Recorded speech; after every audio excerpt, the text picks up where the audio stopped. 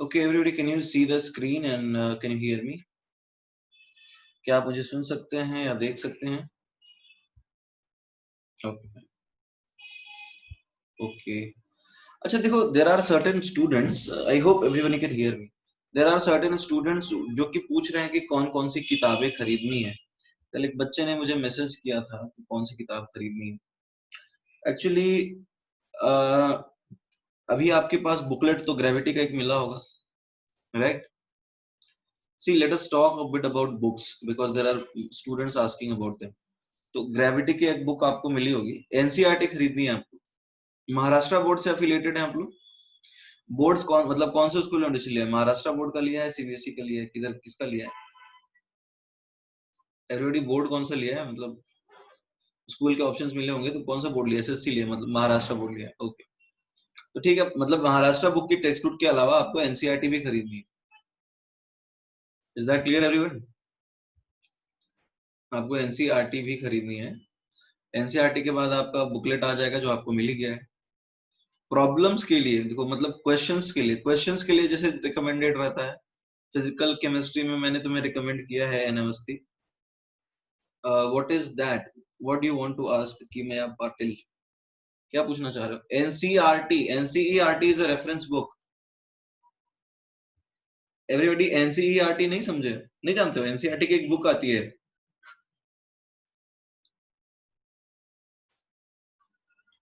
NCERT की book आती है, वो आपको खरीदनी है. पार्ट 1 एंड पार्ट 2, वो तो बेसिक रेफरेंस है जो आपको रखनी है और उससे पढ़नी भी. एक आध बार चैप्टर चाहो तो रीडिंग डाल देना, थ्योरी के लिए देख सकते हो. उसके अलावा जो आपको बुकलेट मिलता है उसमें थ्योरी और प्रॉब्लम्स हैं. एडिशनल रेफरेंस के लिए जैसे आपको फिजिकल में बताया हुआ है, फिजिकल में प्रॉब्लम्स के लिए आपको बताया गया है. प्रॉब्लम्स के लिए एन अवस्थी बताई गई है ना. इनऑर्गेनिक में प्रॉब्लम्स के लिए आपको बताई गई है वीकेजे, और ऑर्गेनिक में भी तुम्हें एमएस चौहान बताया गया होगा प्रॉब्लम्स के लिए, यही बताया ना. ठीक है, प्रॉब्लम्स के लिए आप सॉल्व कर सकते हैं.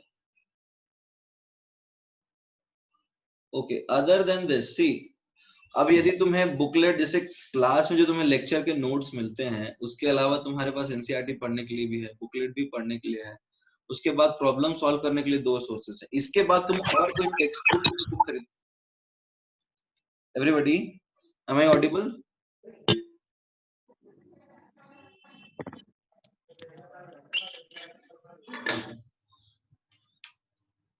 फाइन. तो अब ये इसके अलावा तुम्हें कोई रेफरेंस बुक खरीदनी है थियरी के लिए तो देखो उसकी जरूरत नहीं है, ठीक है, उसकी जरूरत नहीं पड़ेगी. But in case if you want to purchase, तो बहुत सारे बच्चे पूछ रहे हैं कि जीआरबी खरीद सकते हैं, सिंगेज खरीद सकते हैं. देखो, खरीदने के लिए तुम अनलिमिटेड कितने में बुक्स खरीद सकते हो, उसका कोई लिमिटेशन नहीं है. बट थ्योरी के बाद तुम रेफरेंस बुक ना खरीदो, उसकी जरूरत नहीं पड़ेगी, और क्वेश्चन सॉल्व करने पे ज्यादा फोकस करो बिकॉज एग्जाम में तो क्वेश्चन ही आते हैं, राइट? ठीक है. अब देखो, फिजिकल के लिए कोई अच्छी थ्योरी की बुक तो है नहीं. फिजिकल के लिए अच्छी कोई थ्योरी की बुक है नहीं. इनऑर्गेनिक के लिए तुम ले सकते हो, सुदर्शन गुहा करके एक बुक आती है जो एक्चुअली जेडी ली ही है, जो एक्चुअली में जेडी ली ही है, ठीक है. और ऑर्गेनिक के लिए भी सर ने बता दिया होगा, ठीक है. बट बुक्स बेसिकली प्रॉब्लम्स के लिए ही खरीदो, थ्योरी के लिए बुक्स की जरूरत नहीं. बट हाँ, तुम्हें ऐसा लगता है तो कोई ऐसा लिमिटेशन नहीं है, तुम कितने किताब खरीदो, तुम्हारे पास जितना पैसा है तुम उतना खरीद सकते हो, जितना समय है, ठीक है. जेडी ली सुदर्शन गुहा तुम खरीद सकते हो बट जरूरी नहीं है, it is not necessary. But yes, you can keep it with you. JD Lee भी एक बेसिक बुक में ही आता है. और तुम इसके अलावा कितना खरीदोगे तुम्हारी श्रद्धा है, जितना हो सकता है खरीद लो, उसमें हम रोकेंगे नहीं, बट जरूरत नहीं पड़ेगी. ठीक है एवरीबॉडी, तो अब आगे आ जाते हैं, चालू करते हैं. देखो, लास्ट क्लास में हमने क्या पढ़ा था? लास्ट क्लास में हमने बॉर्न हेबर साइकिल पढ़ा था, यदि तुम्हें याद होगा तो, है ना. एवरीबॉडी याद है? बॉर्न हेबर साइकिल पढ़ा था, उसमें हमने कुछ बेसिक कंपाउंड्स के लिए बॉर्न हेबर साइकिल में इक्वेशन कैसे लिखते हैं और लैटिस एनर्जी कैसे निकालते हैं, वो डिस्कस किया था। अच्छा, तुम लोग सैटरडे को टेस्ट है राइट? सैटरडे को टेस्ट है, किसका है? पीरियोडिक टेबल का, राइट? तो I hope everybody is solving questions from booklet, right? Solve कर रहे हो नहीं कर रहे हो? So we have a discussion on Saturday, so make sure you solve it. Okay, ठीक है। तो सी बॉर नेबर साइकिल में ज्यादा लोगों को तकलीफ तो नहीं होगी, आई hope everybody must have done it, right? अब देखो क्या है, एक कंपाउंड है aluminium carbide. This is aluminium carbide. इसमें होता क्या है, Al3 plus and C4 minus, this is aluminium carbide, okay? Al3 plus and C4 minus। तो यहाँ पे कुछ परिवर्तन क्या है, जब तुम इसके लिए डेल्टा HT लिखोगे, when you will write the expression, then obviously तुम्हें पहले तो Al3 plus के लिए लिखना होगा, and then आपको कार्बन के लिए लिखना पड़ेगा। But do you think there is something different in this compound?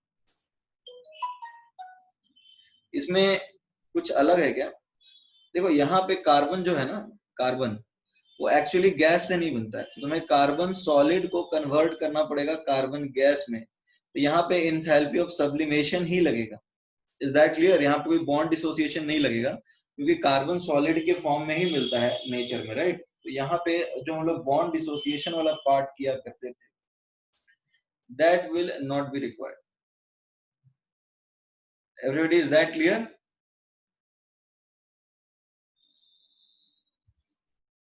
So should I help you in writing the expression, or would you like to try on your own? खुद से करोगे या फिर मैं कर दूं? ओके, ट्राई करो फिर।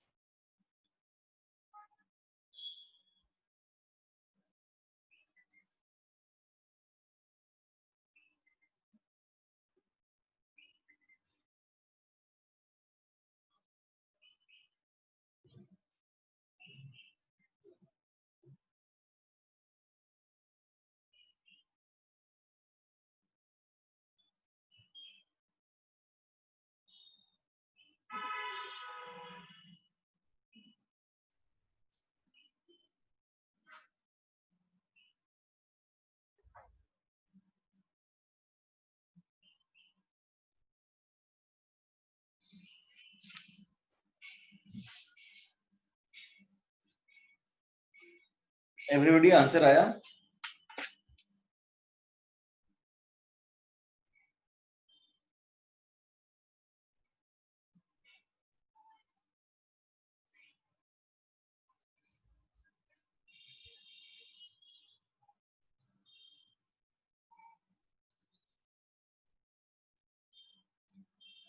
एवरीबॉडी, और टाइम चाहिए क्या?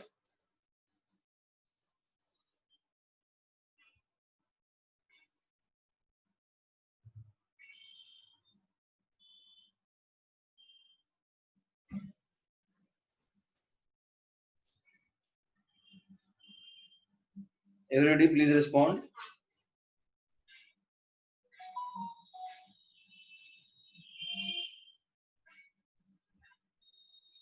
Okay, done. क्या आया answer? Right in the chat box, लिख के बताओ क्या आया।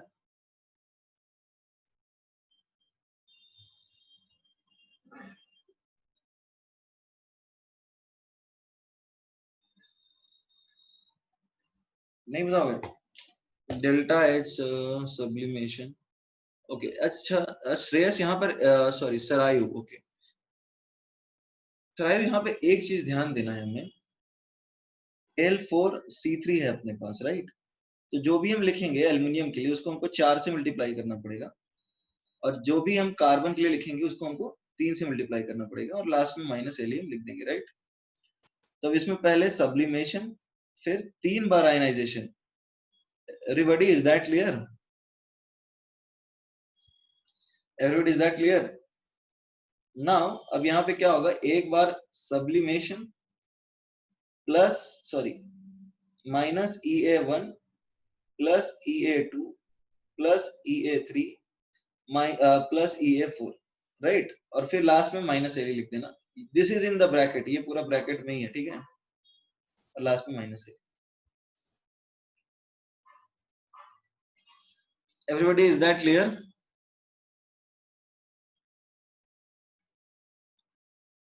ठीक है, देखो तो ये हो गया bore number cycle. Actually Shreyas, exam में कुछ भी हो सकता है, मतलब जैसे यदि तुमने फाइनल एक्सप्रेशन लिख दिया है तो तुम्हें क्वेश्चंस पूछे जा सकते हैं किस तरह से, तुम्हें कुछ वैल्यूज दिए रहेंगे जैसे ये दे दिया, और कुछ एक निकालने के लिए बोला जा सकता है। ये एक तरीका हो सकता है एग्जाम में क्वेश्चन पूछने का। या फिर दूसरा तरीका हो सकता है कि क्या एग्जैक्ट एक्सप्रेशन आएगा, ठीक है, या फिर सी, मतलब अलग अलग तरीके से। तो बेसिकली यदि तुम्हें पूरा इक्वेशन लिखने आता है, if you can able to write this, then there won't be any problem. Mostly the questions will be generated on the basis of the final equation written by you. Is that clear? So if you can write this equation, then you can solve the question. Because they can do multiple things, like they can give you the exact numerical values and they can ask you to calculate certain things. Okay, fine. Now coming to C, characteristics of ionic compounds. देखो ionic compound के कुछ characteristics होते हैं। Everybody, do you know that there are certain characteristics of ionic compounds? Fine. First is that they have non directional bonds. Everybody, do you know what is a non directional bond? Everybody, या फिर ऐसा बोल सकते हो they have non directional bonds, या फिर सीधा ऐसा लिख देते हैं कि they are non directional, they are non-directional.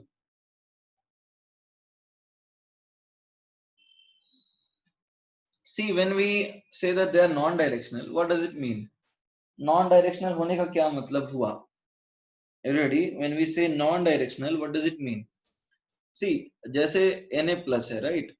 Cl minus कहीं भी आ सकता है. It can lie over here, it can lie over here, it can lie over here, it can lie over here, it can lie above Na plus, and it can also lie behind Na plus, right?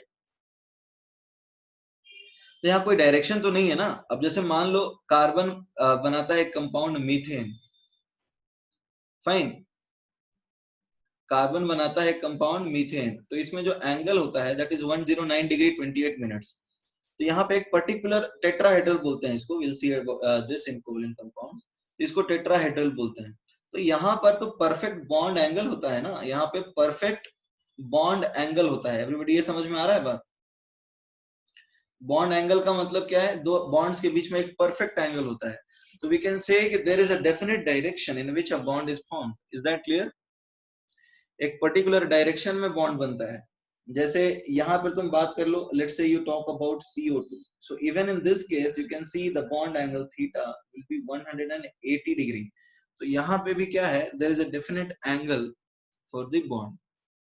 तो यहाँ पे एक particular bond का angle है and that is why ऐसा बोलते हैं। But यहाँ पे कोई मतलब लेट्स से कोई ओरिएंटेशन प्रिफर्ड है क्या? इस Na प्लस के आसपास 360 डिग्रीज में कहीं भी Cl माइनस आ सकता है। Is that clear?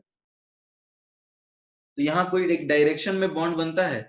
Everybody, is there any direction? Electrostatic force के लिए वो तो डिस्टेंस पे डिपेंड करता है, तो कोई डेफिनेट डायरेक्शन की रिक्वायरमेंट यहाँ पे नहीं है। So that is why we call it non directional. ठीक है, ओके, लिख लिया सबने?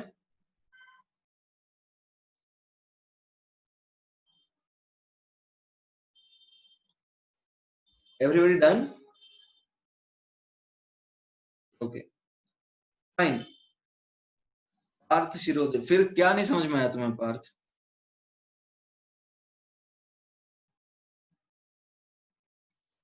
बॉन्ड के बीच में डायरेक्शन का मतलब है कोवलेंट बॉन्ड ओवरलैपिंग से बनता है, तो वो ओवरलैपिंग एक पर्टिकुलर डायरेक्शन में ही होता है। Just a minute, I am getting a call, just right it down please. Hello, Yeah, tell me. Yes.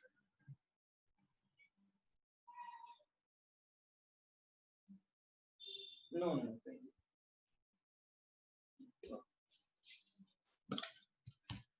Okay, everybody written.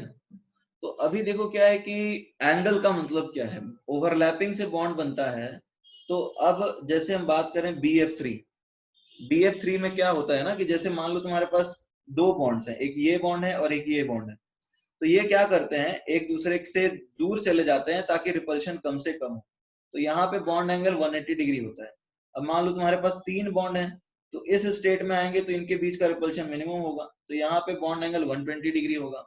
अब मान लो चार आ गए, राइट, तो इस ज्योमेट्री में इसको टेट्राहेड्रल बोलते हैं, रिपल्शन सबसे कम होगा। तो यहाँ पे 109 डिग्री 28 मिनट्स होता है, right everybody, is that clear?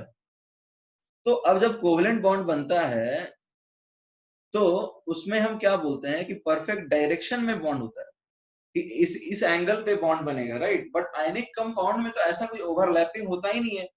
Cation और अनायन के बीच में जो अट्रैक्शन है वो तो इलेक्ट्रोस्टैटिक अट्रैक्शन है, इज दैट क्लियर? तो इलेक्ट्रोस्टैटिक अट्रैक्शन के लिए कोई फिक्स एंगल होने की जरूरत है? एवरीबॉडी, इलेक्ट्रोस्टैटिक अट्रैक्शन होने के लिए एक फिक्स एंगल की जरूरत है क्या? नहीं जरूरत है, वो तो कहीं भी हो जाएगा स्पेस में, सिर्फ डिस्टेंस चाहिए और चार्जेस चाहिए। So that is why, since there is no requirement for a fixed angle, so we say that they are non-directional. Is that clear, everyone?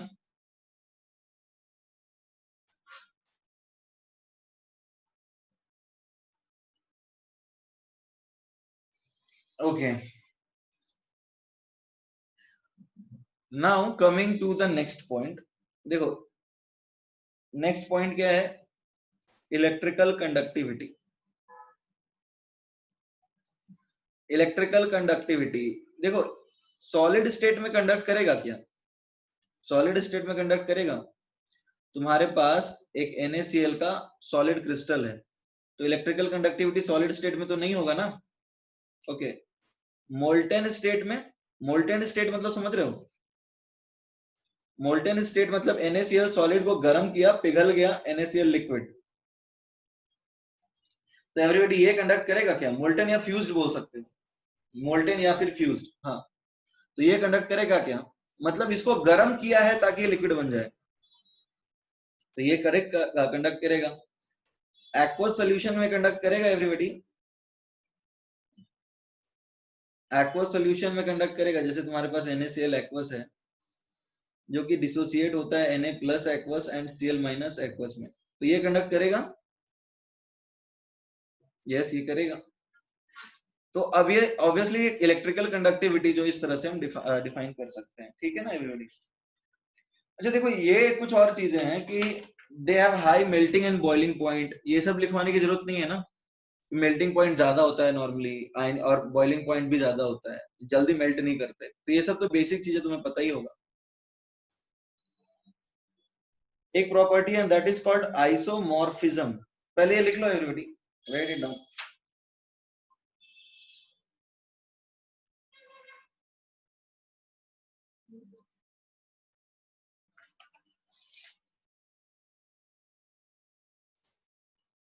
Return, okay. See, isomorphism का मतलब क्या होता है? मॉर्फोलॉजी नाम सुना है? बायो में एक टर्म होता है मॉर्फोलॉजी, मतलब जैसे कॉकरोच का मॉर्फोलॉजी, मतलब उसके बॉडी का स्ट्रक्चर, ऑर्गेनाइजेशन की, कैसे जो उसके बॉडी में ऑर्गन्स हैं किस तरह से अरेंज है। तो आइसोमॉर्फिज्म मतलब कुछ समझ में आ रहा है कि क्या सेम है? आइसो का मतलब तो सेम होता है, जैसे आइसोमरिज्म होता है, तो सेम है, ठीक है। आइसो इलेक्ट्रॉनिक का मतलब सेम इलेक्ट्रॉन, तो आइसोमॉर्फिज्म का मतलब सेम लैटिस, सेम तरह का लैटिस जिसको बोलेंगे ना, उसको हम बोलेंगे आइसोमॉर्फिक। तो आयनिक कंपाउंड्स में ये होता है कि they are often found to contain same kind of lattice, right. ऐसा देखा गया है कि उनके केस में सेम काइंड ऑफ लैटिस मिलता है। एक second, let me change the page. ये लिख, अच्छा, आइसोमॉर्फिज्म समझ में आया? एक सेकंड रुक जाओ, just a minute, there is somebody on the door, please write down.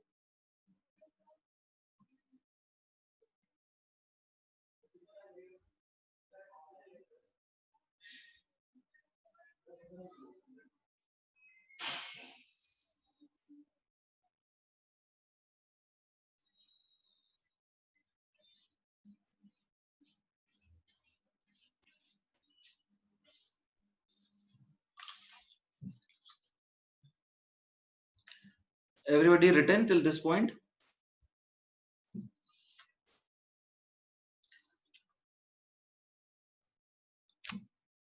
Everybody written? Everybody yes or no?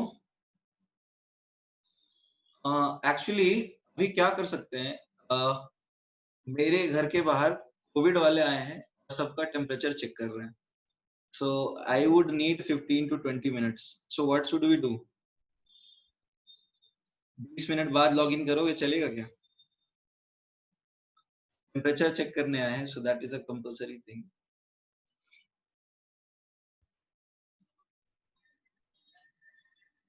Okay, we'll start in 15 minutes. तब तक क्या करोगे? तब तक क्या करोगे?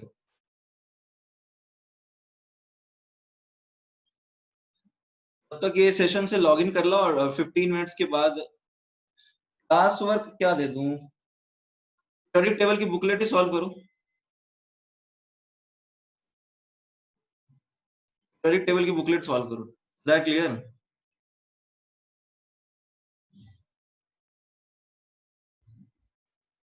ओके, तो अभी ये सेशन लॉग आउट कर दूं, क्या करूं? फिर से लॉग इन करूंगा, क्या चाहते हो? लॉग आउट कर देता हूँ, 15 मिनट में लॉग इन करूंगा, है ना? ठीक है, ओके।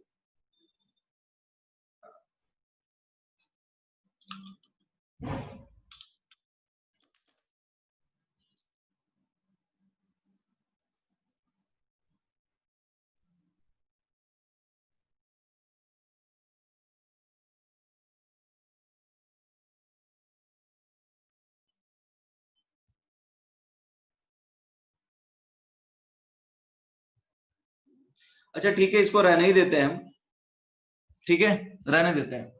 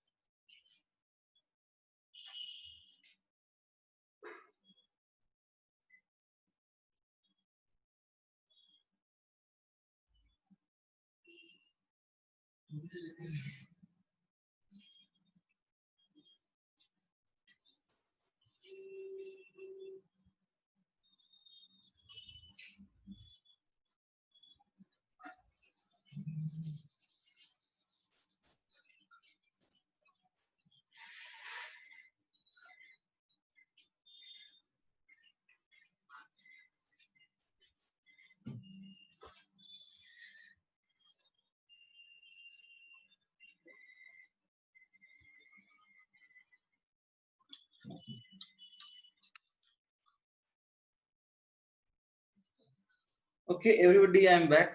जल्दी ही हो गया. Should I message the remaining people? Okay, everybody, can you hear me? Everyone, can you hear me? Okay, fine. ज्यादातर लोग बाहर चले गए हैं क्या? उनको वापस मैसेज करना होगा. कितने लोग आ गए?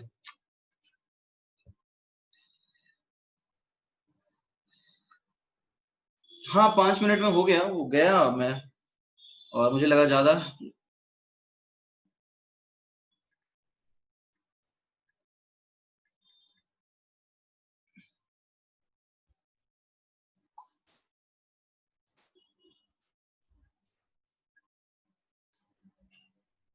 ज्यादा टाइम लगेगा, but it was done fast. Okay, 56 आ गए. अभी तो 70 के आसपास रहते थे. थोड़ा वेट कर ले, क्या करें?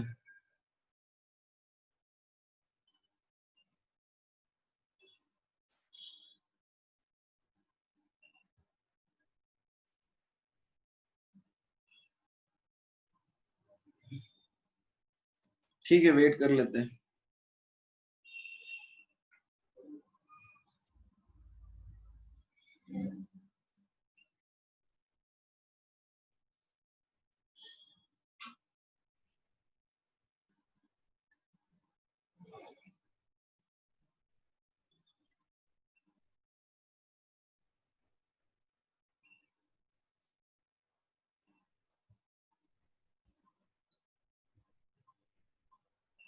बढ़ नहीं रहे हैं.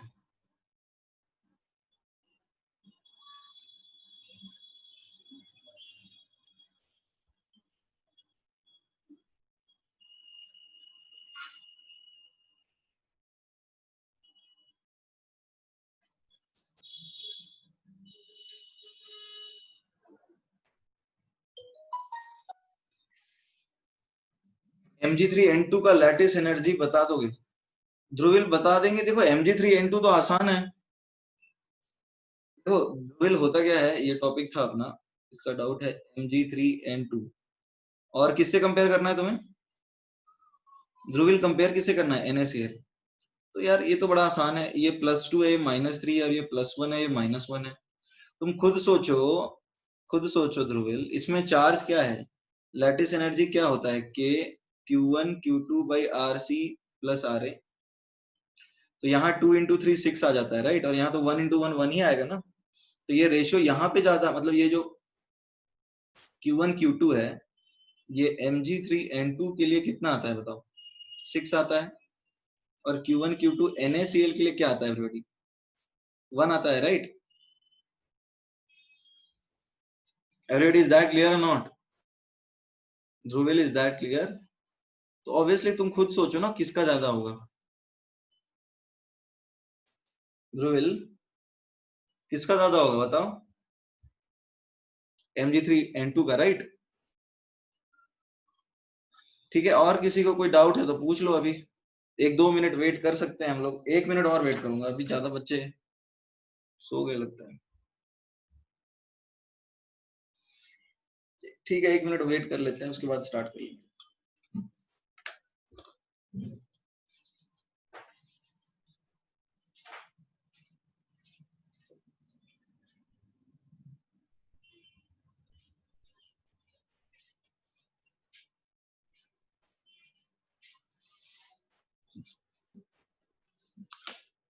एक, ठीक है,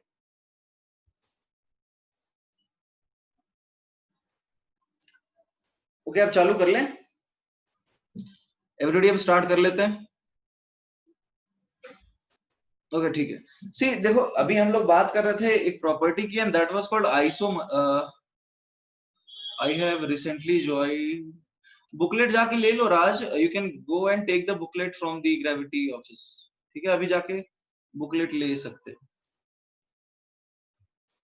सो नाउ टॉकिंग अबाउट आइसोमॉर्फिज्म। देखो, आइसोमॉर्फिज्म क्या होता है? आइसोमॉर्फिज्म का मतलब सेम मॉर्फोलॉजी, या फिर हम ऐसा बोल सकते हैं कि same structure, right? Same morphology या फिर same structure. Everybody, is that clear?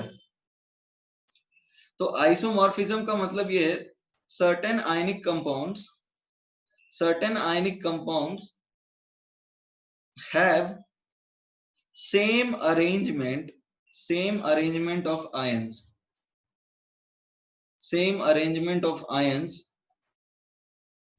in their crystal, in their crystal, that is they have same lattice, उनके पास सेम लैटिस होता है। सेम लैटिस समझ रहे हो ना, बेसिक रिपीटिंग यूनिट। ठीक है एवरीबॉडी, इज दैट क्लियर और नॉट? तो उनको हम बोलेंगे आइसोमॉर्फिज्म, बिकॉज उनका जो मॉर्फोलॉजी है वो एक जैसा ही है। एग्जाम्पल क्या है? देखो, एग्जाम्पल ये है कि NaF एंड MgO दोनों का सेम मॉर्फोलॉजी होता है। एक टॉपिक है सॉलिड स्टेट, जिसमें तुम क्लास 12th में पढ़ोगे इसको डिटेल में, कि कौन से कंपाउंड्स का सेम टाइप का स्ट्रक्चर होता है। ठीक है, वो डिटेल में क्लास 12th में एक चैप्टर होता है सॉलिड स्टेट, उसमें पढ़ोगे। बट हाँ, ये प्रॉपर्टी होती है किसमें? आयनिक कंपाउंड्स में, that they exhibit the tendency of isomorphism. Everybody, is that clear?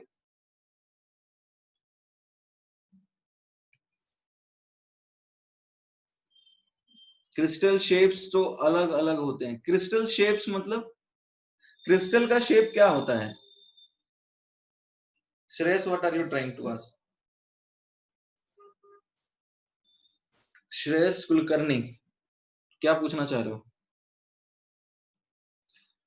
Lattice actually में कोई, देखो भावेश, लैटिस इमेजिनरी स्ट्रक्चर होता है। लैटिस करके कोई चीज एग्जिस्ट नहीं करती। लैटिस क्या है? एटम्स को इमेजिनरी लाइंस कनेक्ट करने से बनता है। लैटिस करके कोई चीज एग्जिस्ट नहीं करती है। Is that clear? माइक्रोस्कोप से तुम्हें दिखेगा आयंस, वो बहुत, देखो सेल जो होते हैं ना, सेल वो माइक्रोस्कोप से देखे जाते हैं, और वो सेल कई millions of, let's say billions या फिर ट्रिलियंस ऑफ एटम से बने होते हैं। तो यदि तुम्हें एक्चुअल एटम देखना है तो तुम्हें इलेक्ट्रॉन माइक्रोस्कोप चाहिए, ना कि जो नॉर्मल माइक्रोस्कोप होता है, जो बायो के लैब में तुम्हें मिलता है। सर, श्रेयस बोल रहा है crystalline lattice is different in different compounds. Compounds की देखो, क्रिस्टलाइन लैटिस अलग अलग होते हैं, बट कुछ के सेम होंगे ना एवरीबॉडी। देखो, लैटिस स्ट्रक्चर जो तुम आदित्य पूछ रहे हो वो अलग अलग टाइप्स के होते हैं। लाइक तुम बात कर लो बॉडी सेंटर्ड क्यूबिक और फेस सेंटर्ड क्यूबिक, ये जो लैटिस स्ट्रक्चर तुम एग्जैक्टली पढ़ना चाहते हो, that is in class 12th। वो क्लास 12th में डिटेल में है, अभी उसका बताने का कोई मतलब नहीं। उसके लिए एक अलग से चैप्टर ही है क्लास 12th में, सॉलिड स्टेट करके, उसमें लैटिस स्ट्रक्चर और उसके बारे में ही पढ़ना है। तो वो डिटेल अभी करके कोई मतलब नहीं है। अभी हम लोग बेसिक प्रॉपर्टीज पढ़ते जाएंगे कि हाँ, कुछ कंपाउंड्स के स्ट्रक्चर सेम हो सकते हैं आयनिक में, सबके नहीं बट कुछ के सेम हो सकते हैं। Everybody, is that clear?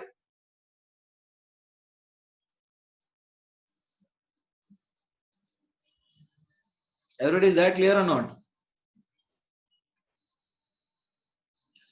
Okay, तो हम आगे बढ़ते हैं। अभी कुछ और प्रॉपर्टीज हैं। See, ionic compounds are soluble in water, ionic compounds are soluble in water, is that clear? तो सॉल्युबिलिटी इन वाटर पे कंसेप्ट अलग है, सॉल्युबिलिटी इन वाटर पे एक अलग कॉन्सेप्ट है। देखो इसमें दो तीन चीजें होती हैं।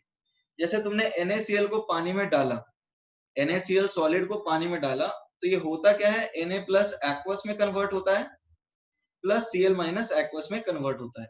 ठीक है, अब देखो इसमें कुछ चीजें हमें समझनी है, और वो क्या है, let us try to understand this. See, इसको समझाने के लिए जो मेरे पास बेस्ट एग्जांपल है वो वही है जो तुमको एक बार पहले भी मैंने पीरियोडिक टेबल में समझाया था, कि जैसे मान लो एक फिल्म के प्रमोशन के लिए एक हीरो और हीरोइन बाहर निकले हैं और ऑडियंस उनका इंतजार कर रही है।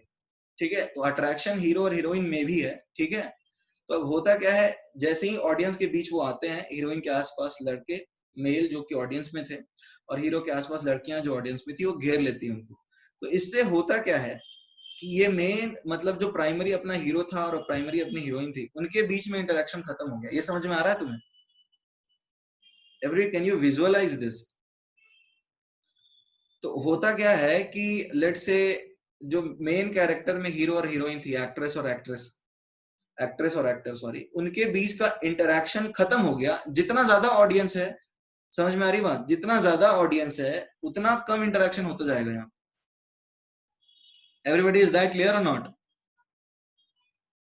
एवरीबडी, इज दैट क्लियर और नॉट? तो उसी तरह से होता क्या है, जब NaCl को पानी में डालते हैं तो Na प्लस के आसपास H2O उसको घेर लेता है, Na प्लस के आसपास H2O उसको घेर लेता है। ठीक है, और H2O घेर लेता है क्योंकि यहाँ पर देखो, यहाँ पे इसके ऊपर नेगेटिव चार्ज होता है, थोड़ा सा ऑक्सीजन के ऊपर नेगेटिव। और या तो तुम इसको ऐसे समझ सकते हो कि Na, या फिर इसको ऐसा समझ सकते हो कि Na प्लस के आसपास, आसान भाषा में OH माइनस इसके आसपास गिर जाता है। तो अब देखो क्या होता है कि इस स्फीयर को हम लोग बोलते हैं hydration sphere, solvation for a general solvent, solvation sphere बोल सकते हैं, या फिर हम इसको बोल सकते हैं हाइड्रेशन स्फीयर। एवरीबॉडी, ये बात समझ में आ रही है? मतलब ये स्फीयर जो है वो हाइड्रेशन मतलब वाटर ने बनाया या फिर सॉल्वेंट ने बनाया। अब जैसे मान लो तुमने नमक डाला है पानी में, थोड़ा सा नमक हल्का सा डाला तुमने पानी में, तो अब बताओ क्या नमक दिखता है? Everybody, will this salt visible? नहीं। और इतना ही नहीं, पानी का वॉल्यूम बढ़ता है क्या? नमक डालने के बाद पानी का वॉल्यूम बढ़ता है? नहीं बढ़ता। तो एक्चुअली में वो NaCl जाता कहाँ है? वो उन जगहों पे जाता है जो कि पानी के बीच में खाली जगह है। सिर्फ समझ में आ रहा है? जैसे तुम एक गिलास पानी पी लेते हो, एवरीबॉडी, तुम एक गिलास पानी पीते हो तो तुम्हारा वजन तो बढ़ेगा, बट तुम्हारा लेट से वॉल्यूम बढ़ेगा क्या? क्यों? क्योंकि पानी वहां जाएगा जो तुम्हारे बॉडी में खाली जगह है। The empty spaces present in your body will be occupied by water. So likewise water के जो खाली जगह है उनके बीच में Na प्लस और Cl माइनस फिट हो जाते हैं, और वाटर मॉलिक्यूल से उसके आसपास स्फीयर बनाते हैं, उसको बोलते हैं हाइड्रेशन स्फीयर। और यदि कोई जनरल सॉल्वेंट है तो उसको बोलते हैं solvation sphere. Everybody, is that clear? Everybody, is that clear? लिख लीजिए पहले। Written everyone?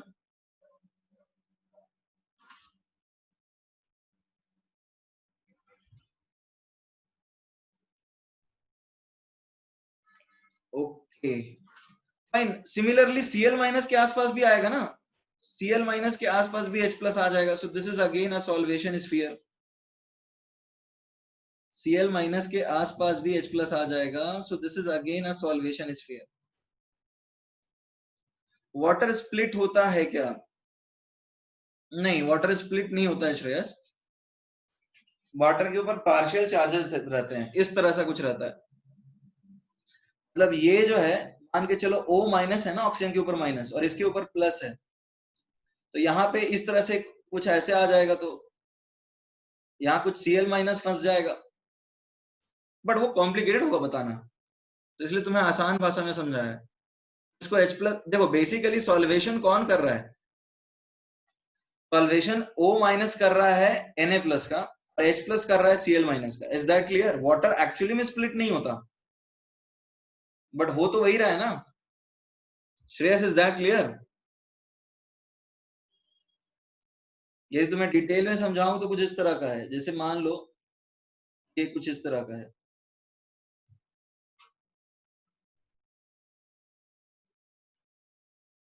ठीक है, अब यहाँ पे तुम्हारे पास सपोज Na प्लस है, तो अब यहाँ डेल्टा माइनस है, तो ये इसको घेर के रखेगा और ये यहाँ पे स्टेबलाइज भी हो जाएगा।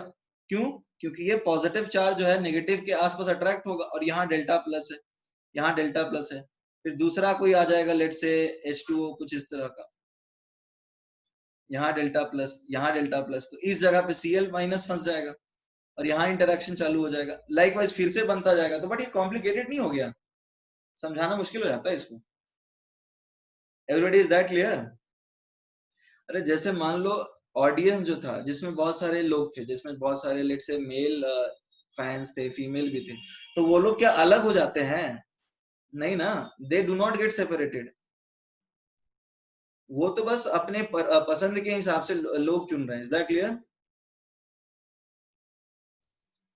सो लाइकवाइज एक्चुअली पानी में H प्लस को सॉल्वेट कौन कर रहा है?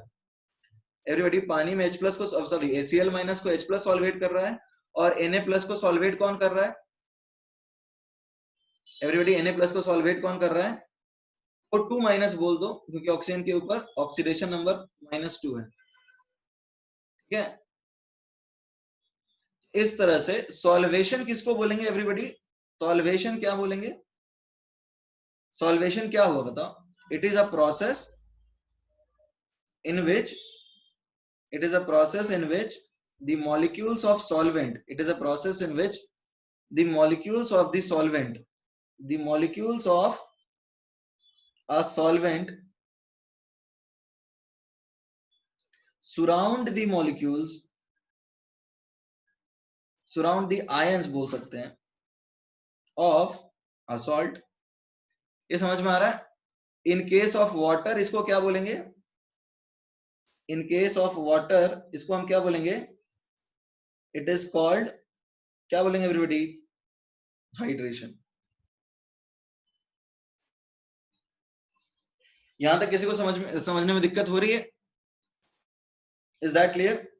अब देखो यहाँ पे जब हम लिखते हैं Na प्लस ब्रैकेट में AQ, तो इसका मतलब क्या होता है? तुमने इस तरह से लिखा हुआ देखा है, Na प्लस ब्रैकेट में एक्वस, या फिर ऐसा लिखा हुआ देखा है Na प्लस ब्रैकेट में AM? AM stands for ammonia.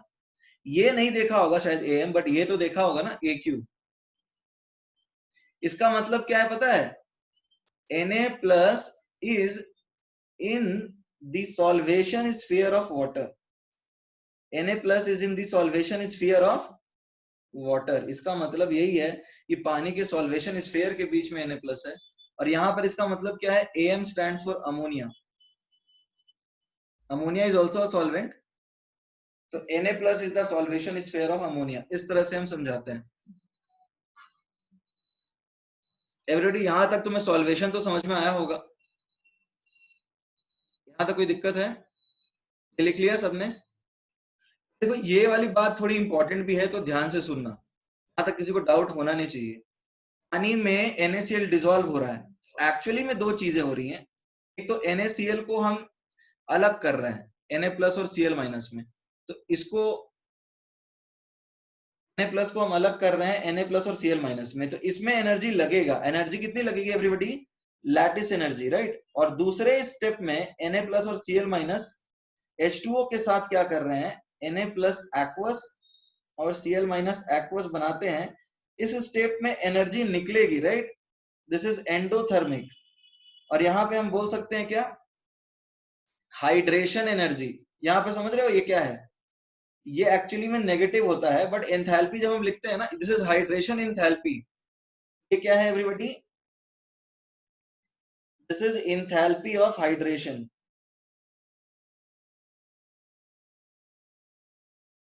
अब हाइड्रेशन जो है वो एक एक्सोथर्मिक प्रोसेस है, इसलिए नेगेटिव होता है। समझ में आ रहा है एक्सोथर्मिक क्यों है? क्योंकि अब देखो, मान लो जैसे अपने हीरो और हीरोइन थे जो कि एक साथ थे, उनके बीच में मानते हैं अट्रैक्शन है, तो उनको अलग करने के लिए अलग करने के लिए एवरीबॉडी क्या होगा बताओ, अलग करने के लिए एवरीबॉडी क्या होगा, अलग करने के लिए फोर्स लगेगा, अलग करने के लिए फोर्स लगेगा ना एवरीवन। तो वो प्रोसेस एंडोथर्मिक है। तो यहाँ पे NaCl को अलग करना है Na प्लस और Cl माइनस में, तो ये लैटिस एनर्जी ही लगेगा ना एवरीबॉडी।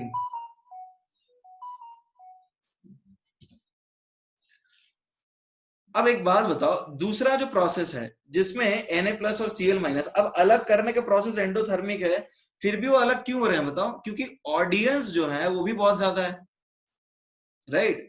और ऑडियंस क्या कर रहा है, जैसे हीरो को काउंटर आयंस मिल रहा है, हीरो को अपनी हीरोइन के बदले बहुत सारी हीरोइन मिल जा रही है ऑडियंस से, इज दैट क्लियर।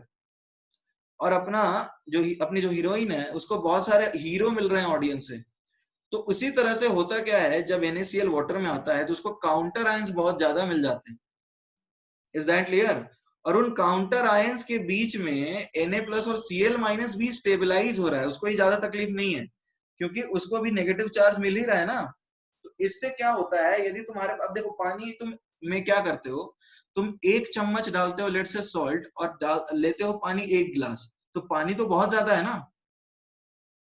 एवरीबॉडी, पानी तो बहुत ज्यादा है, और नमक बहुत कम है, नमक ज्यादा डालोगे तो नहीं घुलेगा, एक सर्टेन अमाउंट तक ही घुलता है, इज दैट क्लियर। तो नमक कम है और पानी ज्यादा है, तो बहुत ज्यादा काउंटर आयंस प्रोवाइड करता है, ठीक है। तो काउंटर आयन प्रोवाइड करने की वजह से वो अलग हो जाता है। तो यदि इस प्रोसेस को हम ऐड करके लिखें तो वो क्या रहा है, देखो NaCl सॉलिड को हमने पानी में डाला और हमें क्या मिल गया, Na plus aqueous plus Cl minus aqueous. Everybody is that clear. तो यहाँ पे डेल्टा एच टोटल क्या आएगा बताओ, lattice energy plus hydration energy. ये सबको समझ में आया। अरे इस प्रोसेस में लैटिस और हाइड्रेशन दोनों लग रहा है, तो दोनों चीजें साथ साथ हो रही हैं, समझ में आ रहा है, दोनों चीजें साथ साथ हो रही हैं। बट हम एनर्जी को लिख सकते हैं ना एवरीबॉडी ऐड करके, ऐसा नहीं है कि पहले लैटिस टूटता है और बाद में हाइड्रेशन होता है, both the processes are taking place simultaneously, दोनों साथ में ही चल रही हैं। इज दैट क्लियर और नॉट। अब देखो क्या है, फॉर सॉल्युबिलिटी, ये अपने आप कब घुलेगा बताओ एवरीबॉडी, सॉल्युबिलिटी के लिए क्या कंडीशन होनी चाहिए everybody, delta H T should be negative, या फिर हम बोल सकते हैं एक्सोथर्मिक। समझ में आ रही बात, इट शुड बी एक्सोथर्मिक, तभी अपने आप घुलेगा ना, यस और नो। अपने आप तो तभी घुलेगा जब ओवरऑल प्रोसेस एक्सोथर्मिक हो।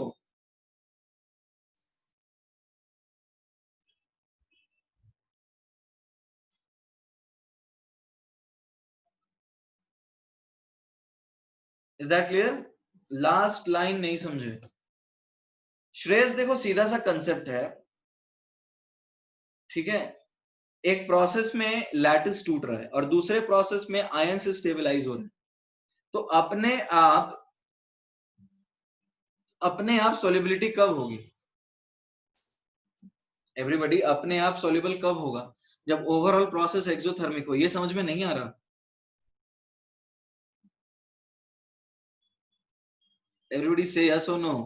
अरे अपने आप नमक पानी में कब घुलेगा, जब पूरा प्रोसेस क्या हो, एक्सोथर्मिक हो। एक्सोथर्मिक ही क्यों, अरे बिकॉज एक्सोथर्मिक होगा तो एनर्जी रिलीज होगी, तो अभी तो स्टेबलाइज होगा एवरीवन। हम लोग जानते हैं ना कि एनर्जी कम होने पे स्टेबलाइज होता है। भावेश को समझ में नहीं आया, तो भावेश सीधा सा कहानी है, भावेश और सुरेश गए, ये दोनों बहुत अच्छे दोस्त हैं, भावेश भी तो अच्छा दोस्त है, सुरेश उसका बहुत अच्छा दोस्त है। तो दोनों घूमने जाते हैं पटाया। कहाँ जाओगे, गोवा जाओगे, ठीक है गोवा जाते हैं। तो भावेश और सुरेश गोवा गए, दोनों अच्छे दोस्त थे एक दूसरे के, और दोनों साथ में ही चलते थे, ये दोनों मतलब गए गोवा। और उसके बाद इनको अलग कर, मतलब ये बाद में इनको एहसास ही नहीं हुआ कि ये कब अलग हो गए, भावेश अलग सुरेश अलग, क्योंकि माहौल ही ऐसा था। इज दैट क्लियर एवरीबॉडी, माहौल ही ऐसा था, लोग इनको मिलते गए और ये नए नए दोस्त बनाते गए, और ऑब्वियसली जिस प्रोसेस में नए दोस्त इनको ज्यादा मिल गए तो भावेश भूल गया कि सुरेश कहाँ है, और सुरेश जो इसका दोस्त था ये भी भूल गया भावेश का। तो ये ओवरऑल प्रोसेस जो है, ओवरऑल प्रोसेस जो है वो अपने आप कब होगा बताओ भावेश? ये ओवरऑल प्रोसेस अपने आप कब होगा? जब मान लो कोई नहीं होता, तुम लोग दोनों सिर्फ रहते और तुम्हारे आसपास कोई नहीं होता, तुम्हारी दोस्ती रहती ना। बट जैसे जैसे लोग मिलते गए तो इंटरेक्शन तुम्हारा दूसरे लोगों के साथ बढ़ता गया, और तुम दोनों का इंटरेक्शन कमजोर होता गया। ठीक है, तो अब क्या है, नए दोस्त ज्यादा मिल गए, इससे तुम भी खुश हो। ठीक है, इसलिए पुराना दोस्त तुमने भूल दिया, भुला गए, इस तरह से समझ सकते हो। तो ये अपने आप क्यों हुआ? बिकॉज तुम्हारा मन नए दोस्तों के साथ ज्यादा लग गया। Is that clear? नो? तो ओवरऑल प्रोसेस में तुम्हारे साथ किसी ने कोई जोर जबरदस्ती नहीं की, तुम खुद अपनी इच्छा से ही उनके साथ गए। तो ओवरऑल प्रोसेस में तुम्हें ऐसा लगा ना कि उधर तुम ज्यादा कंफर्टेबल हो। तो लाइकवाइज इसी हिसाब से NaCl को पानी में डाल रहे हैं, Na प्लस Cl माइनस को अट्रैक्ट करता है, Cl माइनस Na प्लस को अट्रैक्ट करता है। बट Na प्लस और Cl माइनस पानी में अलग हो जाते हैं, ऐसा क्यों? पानी में अलग कैसे होंगे? एक प्रोसेस जो है लैटिस तोड़ने का वो एंडोथर्मिक है और दूसरा प्रोसेस एक्सोथर्मिक है। तो नेट रिएक्शन एक्सोथर्मिक होगा तभी वो अपने आप होगा। इज दैट क्लियर नॉट और नो? इज दैट क्लियर और नॉट? या फिर हम ऐसा बोलें, mod lattice energy, mod lattice energy should be less than mod hydration energy। यानी हाइड्रेशन में ज्यादा एनर्जी निकलनी चाहिए, नए दोस्त ज्यादा अच्छे होने चाहिए, तभी पुराने दोस्त को भूलेंगे ना। यदि दोनों एक जैसे हैं तो क्या होगा बताओ?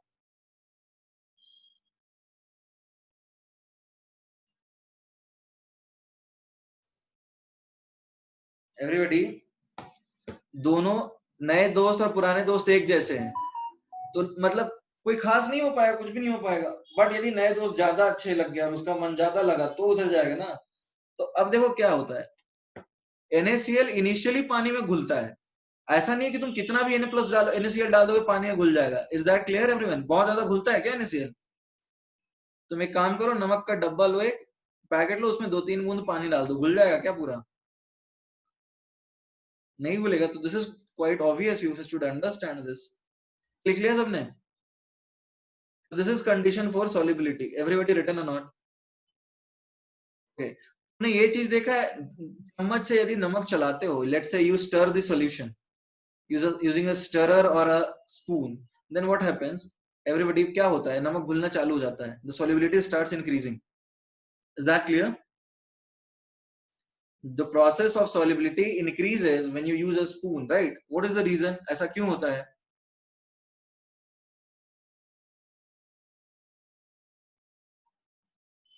Everybody, why does it happen?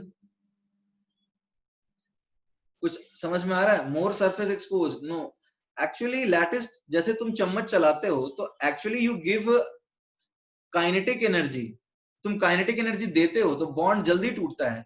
So the when you give heat, जैसे नमक से चम्मच से चलाओगे, तुम गर्म भी करोगे तो NaCl जल्दी घुलेगा, गर्म पानी में ज्यादा आसानी से घुलता है, राइट? रीजन क्या है? लैटिस तोड़ने के लिए जो एनर्जी दे रहे हो, जो एंडोथर्मिक रिएक्शन रिक्वायर्ड है, उसमें तुम हीट देने लग गए।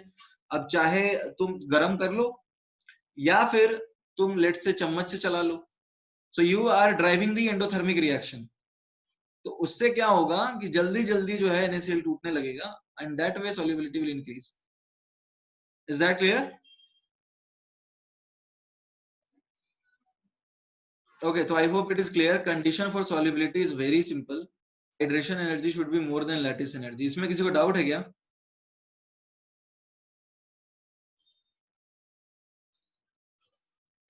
Okay okay, factors affecting hydration, factors affecting hydration energy. अच्छा एक बात बताओ, सारे आयंस का हाइड्रेशन एक जैसा होगा क्या? सारे आयंस का हाइड्रेशन एक जैसा होगा? जैसे let's say talk about cations, तुम्हारे पास कुछ इस तरह के आयंस हैं, Li plus, Na plus, K plus, Rb plus, Cs plus. तो सबका हाइड्रेशन बराबर होगा। एवरीबॉडी देखो हाइड्रेशन क्या होता है, hydration hydration is directly proportional to charge density, linear charge density. What is linear charge density? Linear charge density पे depend करता है, मतलब चार्ज टू रेडियस रेशियो। ये समझ में आ रहा है सबको? एवरीबॉडी ये समझ में आ रहा है चार्ज टू रेडियस रेशियो? अरे देखो अब एक बात बताओ, पानी में H2O है तो O के ऊपर एक नेगेटिव चार्ज है, तो वो किसको अट्रैक्ट करेगा बताओ? वो अट्रैक्ट उसको करेगा जहां पे चार्ज छोटे से रेडियस में हो या फिर चार्ज बड़े से रेडियस में हो। एवरीबॉडी चार्ज छोटे से रेडियस में जहां उसको ज्यादा अट्रैक्ट करेगा या चार्ज बड़े से रेडियस में हो उसको ज्यादा अट्रैक्ट करेगा? छोटा चार्ज एक तरीके पॉइंट चार्ज की तरह बिहेव करेगा, राइट, और पॉइंट चार्ज ज्यादा अट्रैक्ट करेगा। एवरीबॉडी इज दैट क्लियर और नॉट? एक्चुअली चार्जेस की तरफ ही अट्रैक्ट होते हैं ना, तो सेम अमाउंट ऑफ चार्ज, देखो इन सबका चार्ज सेम है, इन सबका चार्ज सेम है और इसका रेडियस सबसे छोटा है, तो ये सबसे ज्यादा अट्रैक्ट करेगा। Is that clear? और दूसरा फैक्टर ये होता है कि मान लो जैसे ये एक Li प्लस है, ये Na प्लस है, ये K प्लस है, तो जब आयंस बड़े हो जाते हैं तो सेंटर टू सेंटर डिस्टेंस भी बढ़ने लग जाता है। ये समझ में आ रहा है everybody? Centre to centre distance भी बढ़ने लग जाता है, तो उसकी वजह से भी अट्रैक्टिव फोर्स कम हो जाती है। एवरीबॉडी इज दैट क्लियर और नॉट? तो हाइड्रेशन जो होता है किसी भी आयन का, that is proportional to linear charge density. जितना ज्यादा चार्ज डेंसिटी होगा, we can directly say that the hydration will be higher. Is that clear और नॉट? ओके, तो ये लिख लो एक बार। Everybody written?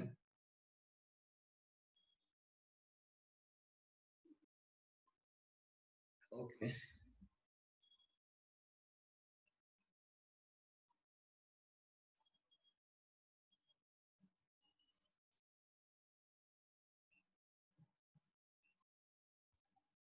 Done now? अच्छा अब एक बात बताओ, यानी हाइड्रेशन किसका सबसे ज्यादा होगा? हाइड्रेशन सबसे ज्यादा Li प्लस का होगा, फिर Na प्लस का, फिर K प्लस का, फिर Rb प्लस का और Cs प्लस का। तो एक्चुअली में होता क्या है पता है?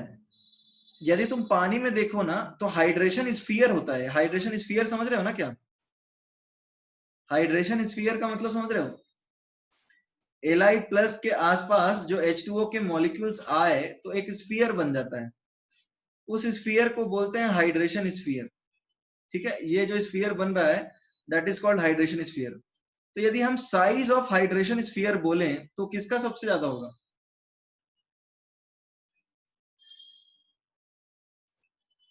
सबसे ज्यादा किसका होगा साइज ऑफ हाइड्रेशन स्फीयर?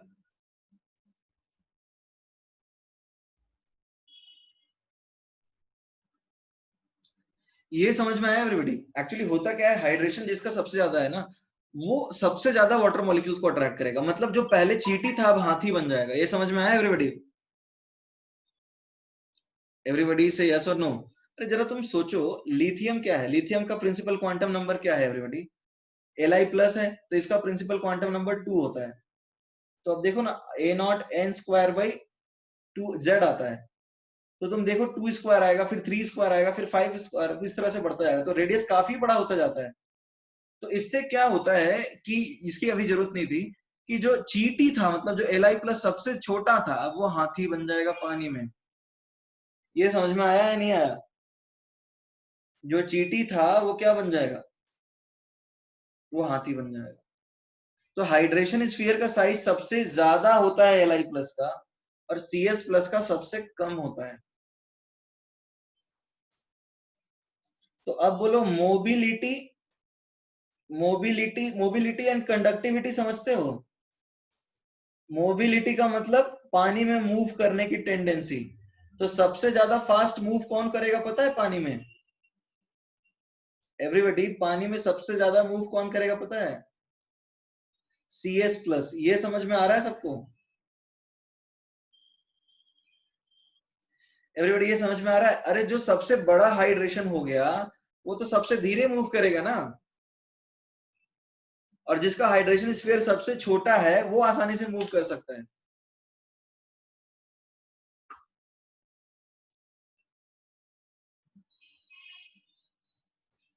तो ये बेसिक चीज में किसी को डाउट है? एवरीबॉडी, इसको फिर से समझा दूं मैं? देखो मैं फिर से समझा देता हूँ। बेसिकली हो क्या रहा है, हाइड्रेशन डिपेंड करता है साइज के ऊपर। यदि साइज आयंस का ज्यादा है एवरीबॉडी, यदि साइज आयंस का ज्यादा है और सेम चार्ज है तो उसका हाइड्रेशन कम होगा, और जिसका सेम चार्ज पे साइज छोटा है उसका हाइड्रेशन ज्यादा होगा और उसका हाइड्रेशन स्फीयर बड़ा हो जाएगा। तो जब हाइड्रेशन स्फीयर बड़ा हो जाएगा तो वो बड़ा आयन मूव नहीं कर पाएगा। Everybody, is that clear now?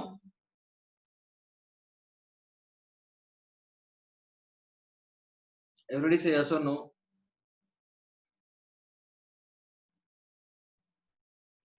Okay, written ये लिख लिया सबने? कंडक्टिविटी, देखो भावेश, जो आयन तेज भागेगा कंडक्ट भी वही अच्छा करेगा ना। एवरीबॉडी, ये बात समझ में आ रही है? जो आयन तेज भागेगा कंडक्ट भी अच्छा वही करेगा।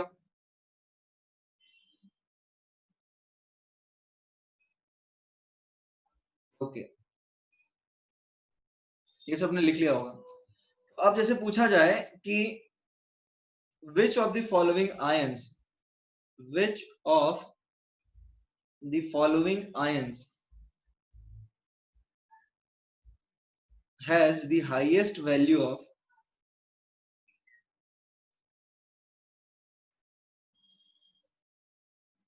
Hydration energy? हाइड्रेशन एनर्जी इनमें से सबसे ज्यादा किसका होगा? तो देखो ऑप्शंस क्या दिए हैं तुम्हारे पास, Na+, Mg2+, Be2+ and K+। बताओ इनमें सबसे ज्यादा हाइड्रेशन एनर्जी किसका होगा?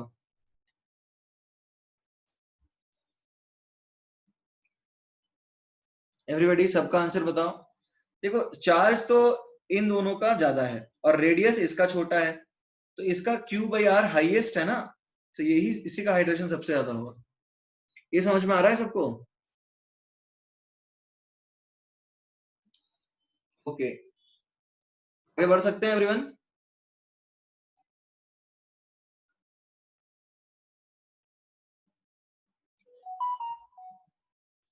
ओके, मूविंग अहेड, आगे बढ़ते हैं थोड़ा।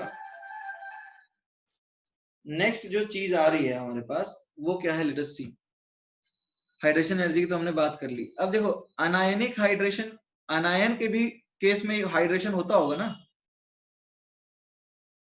अगर रेडियस बड़ा है तो मूव फास्ट। क्या बोलना चाह रहे हो Ayush? I am unable to understand your point.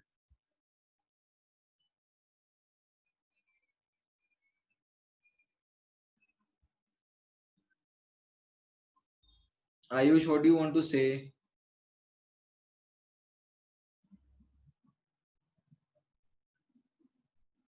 Ayush, can you please repeat what you want to say? Radius, अरे अरे एक्चुअली एक बात बताओ, जब पानी में मूव करता है तो जरा सोचो, ये सपोज वाटर है, ये वाटर का मीडियम है, ठीक है, उसमें कुछ कुछ खाली जगह होता है, ठीक है, ये वाटर का मीडियम में इसको मूव करना है, आयन भी उसी के साइज के बराबर होता है, ठीक है, और आयंस को एक्चुअली पानी में घुले हुए होते हैं, तो वाटर के खाली जगह पे मूव करते हैं। तो खाली जगह पे सपोज ये मूव कर रहा है, या फिर सपोज ऐसा कुछ मूव करेगा ये, जरा समझने की कोशिश करना। जैसे ये वाटर के इस तरह से खाली जगह बने हुए हैं, ठीक है, तो अब किसको मूव करना ज्यादा आसान है? सपोज ये यहाँ से यहाँ मूव करता है, वाटर के बीच का एम्प्टी स्पेस में मूव करेगा ना, ये यहाँ से यहाँ मूव करता है तो यहाँ से यहाँ मूव करता है। तो अब एक बात बताओ, मूव करना किसको आसान होगा?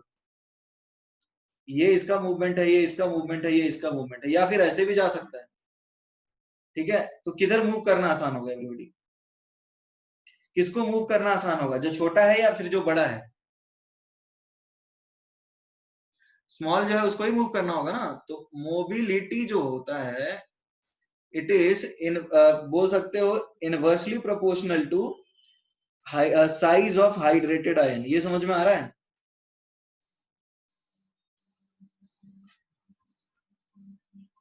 जो हाइड्रेटेड आयन है उसके साइज के इनवर्सली प्रोपोर्शनल होता है। ओके, ये लिखना है एवरीबॉडी, सबको लिखना है ये।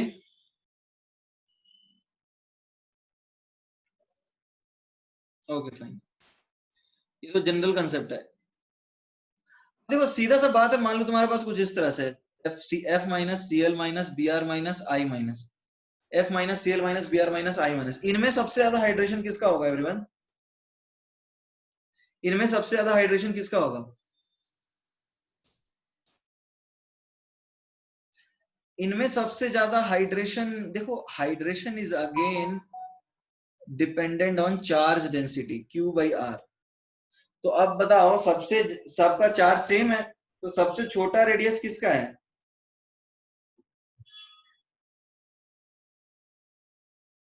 F माइनस ना।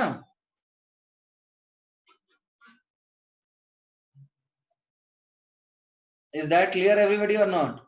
ये सबको समझ में आ रहा है नहीं आ रहा? तो अब खुद सोचो, हाइड्रेशन का, देखो हाइड्रेशन सबसे ज्यादा होगा F माइनस का, फिर Cl माइनस का, फिर Br माइनस का, फिर I माइनस का। तो हाइड्रेटेड रेडियाई क्या है? हाइड्रेटेड रेडियाई यानी बोल सकते, या फिर बोलो सीधा ionic radii in water. Ionic radii in water क्या है everybody? Ionic radii in water is what? It is size of hydration sphere. Everyone, is that clear? It is basically size of hydration sphere. तो size of hydration sphere सबसे बड़ा किसका होगा? F minus, Cl minus, Br minus and I minus। ठीक है। Now mobility and conductivity, ये किसका सबसे ज्यादा होगा?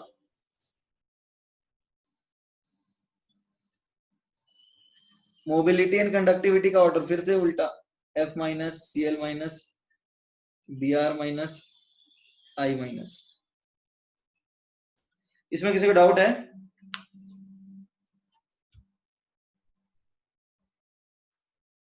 तो right it down.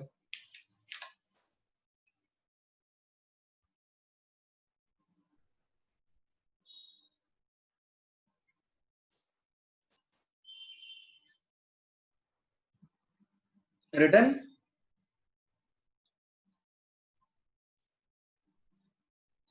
Okay,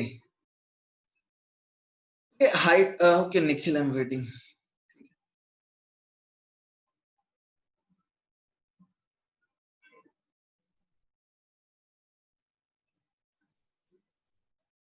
done. Okay fine, अब जरा बात करते हैं कैलकुलेशन ऑफ हाइड्रेशन एनर्जी। क्या हम हाइड्रेशन एनर्जी निकाल सकते हैं एवरीबॉडी? क्या हम हाइड्रेशन एनर्जी निकाल सकते हैं, मैथमेटिकली कैलकुलेट कर सकते हैं? जैसे मान लो तुम्हारे पास this is energy and this is progress of solution या सॉल्युबिलिटी। तो अब जो, देखो मान लो तुम्हारे पास Na प्लस और Cl माइनस सॉलिड है, ठीक है, और ये है Na plus aqueous plus Cl minus aqueous. तो क्या इन दोनों के बीच के जो एनर्जी डिफरेंस है, क्या हम इसको हाइड्रेशन एनर्जी बोल सकते हैं एवरीबॉडी? क्या हम इसको हाइड्रेशन एनर्जी बोल सकते हैं या नहीं बोल सकते? जैसे मान लो यहाँ दो दोस्त थे, रमेश और सुरेश। रमेश और सुरेश दो दोस्त थे, तो वो जब अलग साथ में रहते थे तो उनकी एनर्जी ये थी X। अब जब ऑडियंस आ गई तो उनके बीच की एनर्जी अब कम हो गई, अब हो गई Y। तो ये जो डिफरेंस प्रोड्यूस किया वो किसने प्रोड्यूस किया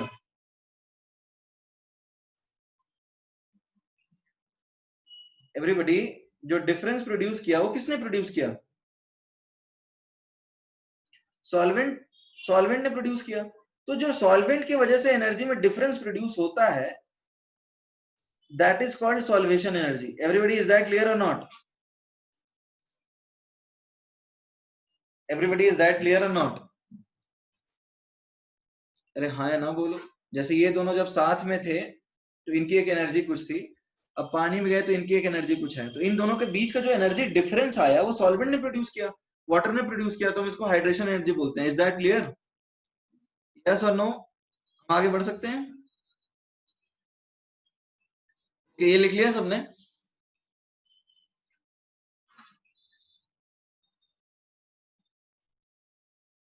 ओके ओके, तो हम देखते हैं इनिशियल एनर्जी क्या है। इनिशियल एनर्जी क्या है एवरीबॉडी? सॉलिड स्टेट में NaCl का एनर्जी क्या है बताओ? सॉलिड स्टेट में तो एनर्जी यही है ना, lattice energy, k q1 q2 upon r। Is that clear? Lattice energy ही तो है, ठीक है एवरीबॉडी, लैटिस एनर्जी है ना। तो नाउ ऐसा लिख सकते हैं, लैटिस एनर्जी इन वाटर। अच्छा, पानी में इनका कुछ इंटरेक्शन होगा या नहीं होगा? ये होगा k q1 q2 upon d into r. यहाँ d क्या है? d is called dielectric constant, dielectric constant,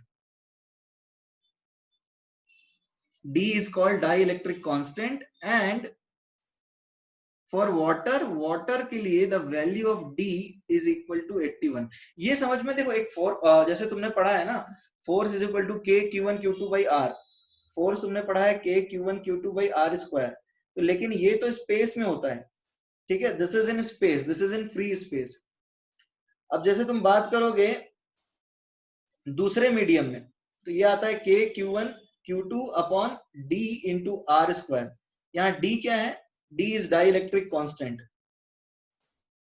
ये फॉर्मूला होता है। अरे देखो, फोर्सेस अलग अलग मीडियम में चेंज हो जाते हैं, ये समझ में आ रहा है? This is a formula which is used in electrostatic, ये आपको ध्यान रखना है। एयर में जो इंटरेक्शन होगा वाटर में वही इंटरेक्शन होगा क्या चार्जेस के बीच में? एवरीबॉडी मान लो एक पॉजिटिव और नेगेटिव चार्जेस को वाटर में डाल दिया, तो वो अट्रैक्ट या रिपेल करेंगे? अभी एवरीबॉडी, पॉजिटिव और नेगेटिव चार्ज को पानी में डाला तो वो अट्रैक्ट या रिपेल करेंगे क्या? ग्लास के अंदर डाला तो अट्रैक्ट या रिपेल करेंगे क्या? एवरीबॉडी से यस और no. Charges will still interact but the magnitude will decrease. सब लोग सो गए हो क्या? D is dielectric constant, बोल तो रहा हूं, it is a property to separate charges, it is a property to separate charges। तो डाई इलेक्ट्रिक का मतलब यही है कि प्रॉपर्टी है चार्जेस सेपरेट करने। एयर के केस में इट इज 1, तो इसलिए लिखते हैं k q1 q2 by r। पानी में क्या होगा? It will be divided by the dielectric constant in that medium. जब हम चार्जेस के बारे में पढ़ते हैं तो चार्जेस को अलग, जैसे तुम जानते हो स्पीड ऑफ लाइट अलग अलग होता है ना अलग मीडियम में। Everybody, speed of light will decrease in glass slab. Why will it decrease? Because the dielectric of constant is different, the dielectric constant of glass slab is different, speed of light will be different in water। Why? Because वो भी electromagnetic wave है, तो electromagnetic wave में electricity के कारण ही तो generate होता है उसमें एनर्जी, तो एनर्जी सब कुछ चेंज हो जाती है, and that is why speed also changes. Is that clear? तो अब ये आप इलेक्ट्रोस्टैटिक्स में डिटेल में पढ़ेंगे, अभी हम जनरल बात कर रहे हैं कि जब पानी में डालते हैं तो फोर्सेस एनर्जी सब डी से डिवाइड हो जाते हैं। अब तुमने देखा है वाटर के लिए D is 81, Sumati I have written it is 81। You see the 81 value, water के लिए इट इज 81।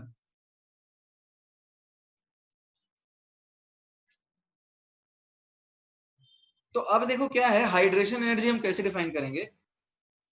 एवरीबॉडी ये लिख लिया सबने?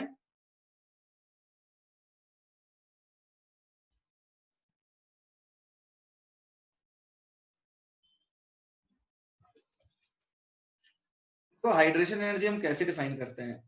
Hydration energy is defined as simply, देखो क्या है, हम लिख सकते हैं k q1 q2 by r 1 minus 1 by d। कोई दिक्कत है एवरीवन? दोनों का difference, is that clear? Everybody, is that clear और नॉट? दोनों का डिफरेंस है, एवरीबॉडी इज दैट क्लियर? दोनों का डिफरेंस है।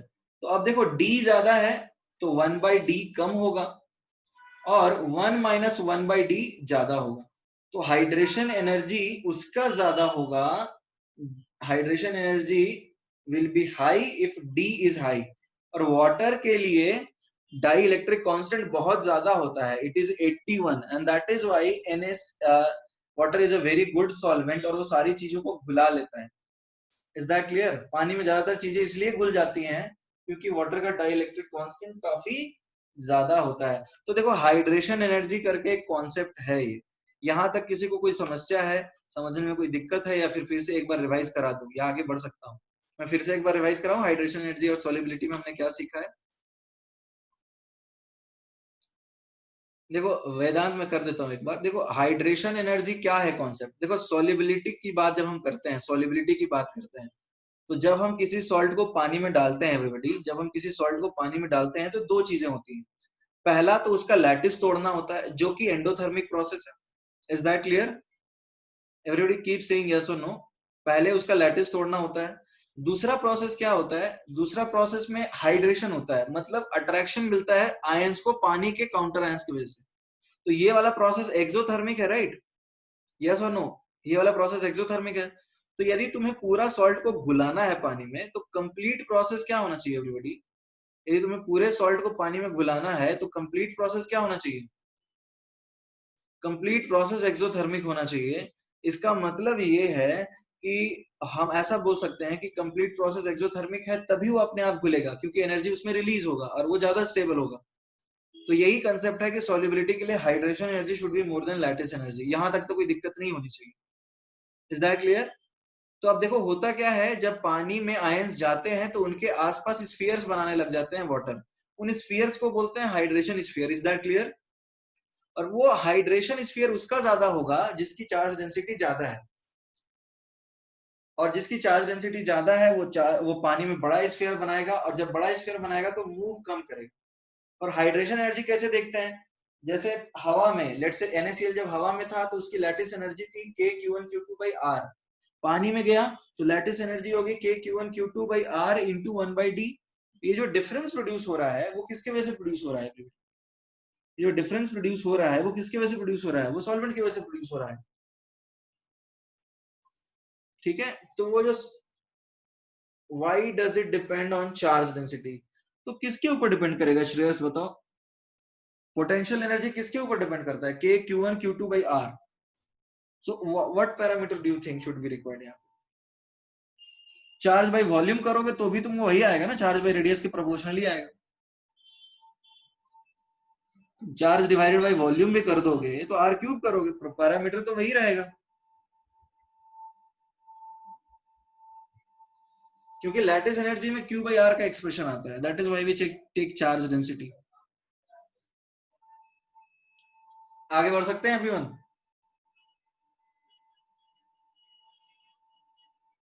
एवरीबॉडी यहां तक किसी को डाउट है? चलो ठीक है। Okay now let us talk about, देखो ये एक, हाउ इज एलआई स्फीयर बिगर, ये नहीं समझ रहा श्रेयस। देखो एलआई स्फीयर बड़ा क्यों होता है?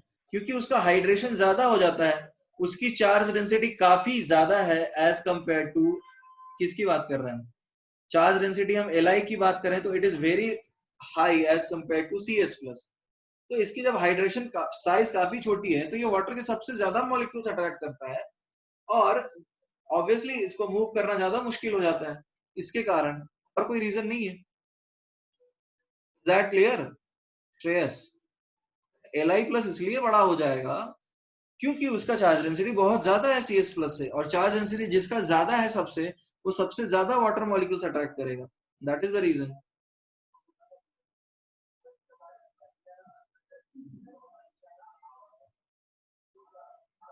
फाइन।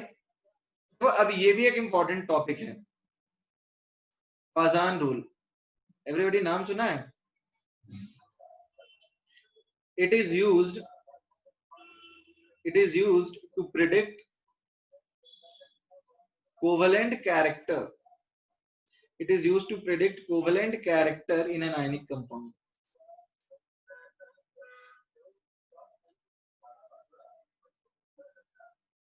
See everybody, तुमने ये इक्वेशन तो पढ़ा था ना, हैनी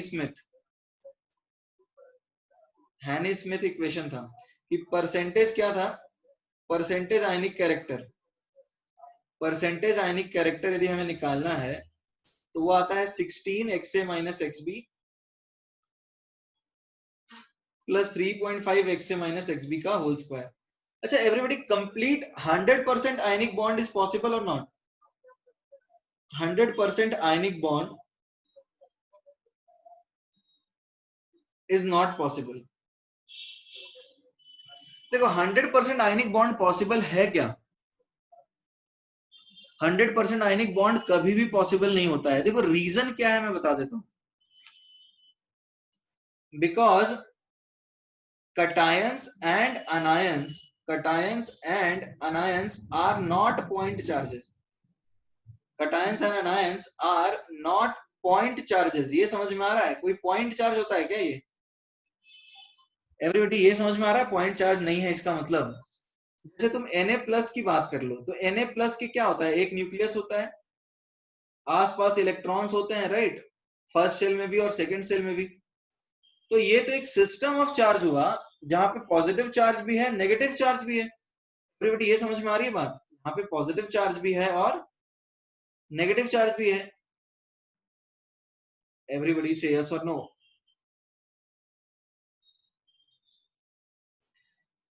यहाँ पे पॉजिटिव चार्ज भी है और नेगेटिव चार्ज भी है। उसी तरह से यदि हम Cl माइनस की बात करें तो Cl माइनस भी वैसा ही है, उसमें भी एक पॉजिटिव चार्ज न्यूक्लियस होगा, बहुत सारे इलेक्ट्रॉन्स होंगे, राइट। तो इसके पास एक एडिशनल इलेक्ट्रॉन है और इसके पास नॉर्मल स्टेट से एक कम इलेक्ट्रॉन है, राइट। तो ये दोनों एक्चुअली में पॉइंट चार्जेस हैं क्या? एवरीबॉडी एक्चुअली में ये दोनों पॉइंट चार्जेस हैं।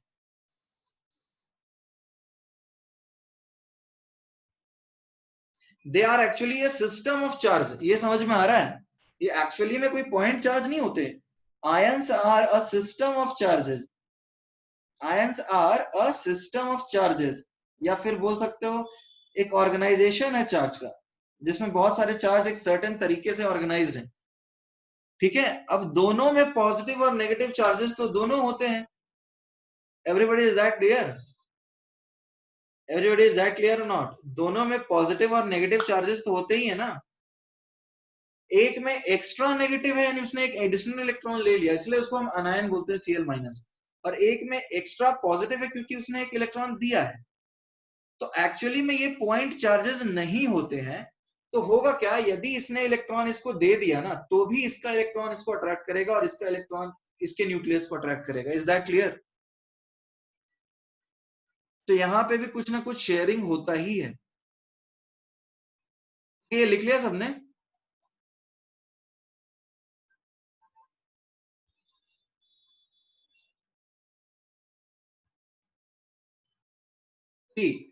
अब देखो समझने की कोशिश करते हैं कि ions are actually a system of charges, they are not at all point charges. वो पॉइंट चार्ज तो बिल्कुल नहीं होते हैं, they are actually a system of charge. तो होता क्या है, जैसे तुम खुद सोचो, तुम्हारे पास Na प्लस है जो कि थोड़ा छोटा है और Cl माइनस है जो कि थोड़ा सा बड़ा है, ठीक है। एवरीबॉडी पार्थ लिख लिया लास्ट पेज? पार्थ रिटन और नॉट? ओके। देखो ये Na प्लस छोटा है और ये Cl माइनस बड़ा है। अब देखो क्या है, मान लो तुम्हारे पास एक बॉन्ड है A और B, यदि इनकी इलेक्ट्रॉन्स बिल्कुल बीच में है तो हम इसको कोवलेंट बॉन्ड बोलते हैं। Is that clear? एवरीबॉडी, यदि इलेक्ट्रॉन्स बिल्कुल बीच में है तो कोवलेंट बॉन्ड बोलते हैं, और यदि एकदम B माइनस के पास और A प्लस के पास है नहीं तो ये आयनिक बॉन्ड होगा, 100% ionic bond. Is that clear और not? Everybody is that clear और नॉट? यहाँ पे इलेक्ट्रॉन्स बिल्कुल इसके पास आ गए तो ये आयनिक हो गया, और बीच में रहा तो कोवलेंट हो गया। अब जरा सोचो कि क्या होता है। मान लो जैसे तुम्हारे पास एक कटायन है, तो अब ये अनायन है, this is called unpolarised अनायन। Unpolarised अनायन मतलब समझ रहे हो, एकदम यूनिफॉर्म इलेक्ट्रॉन क्लाउड है, यूनिफॉर्म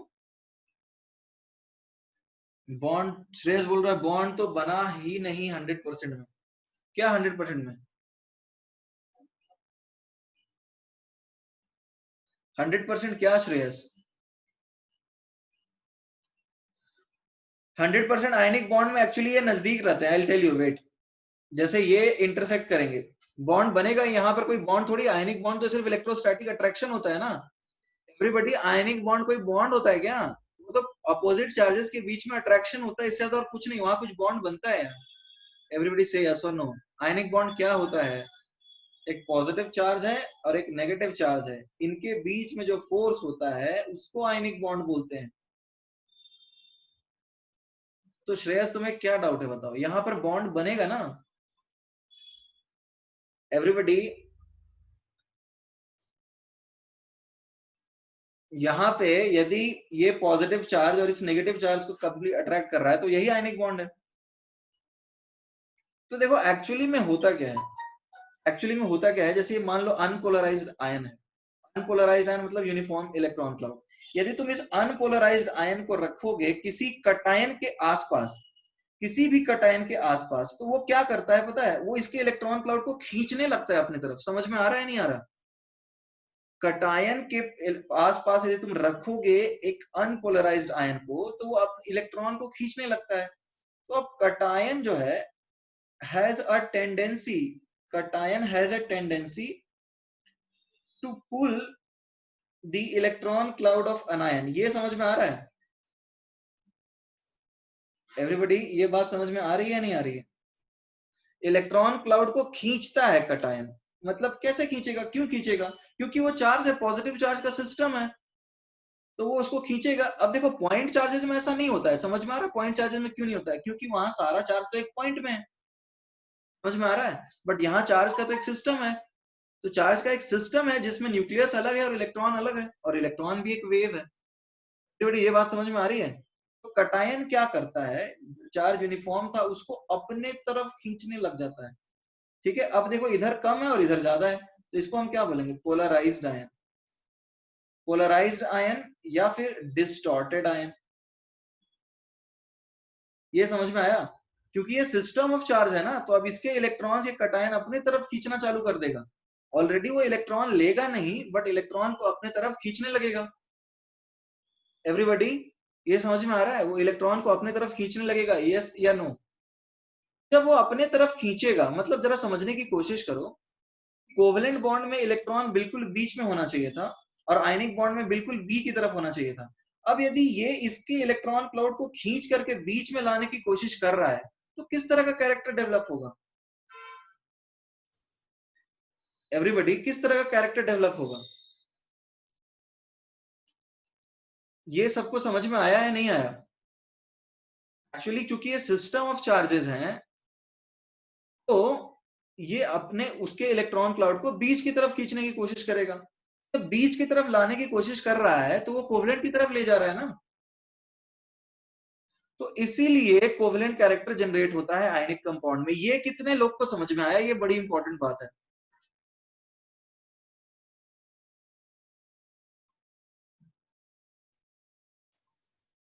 ओके,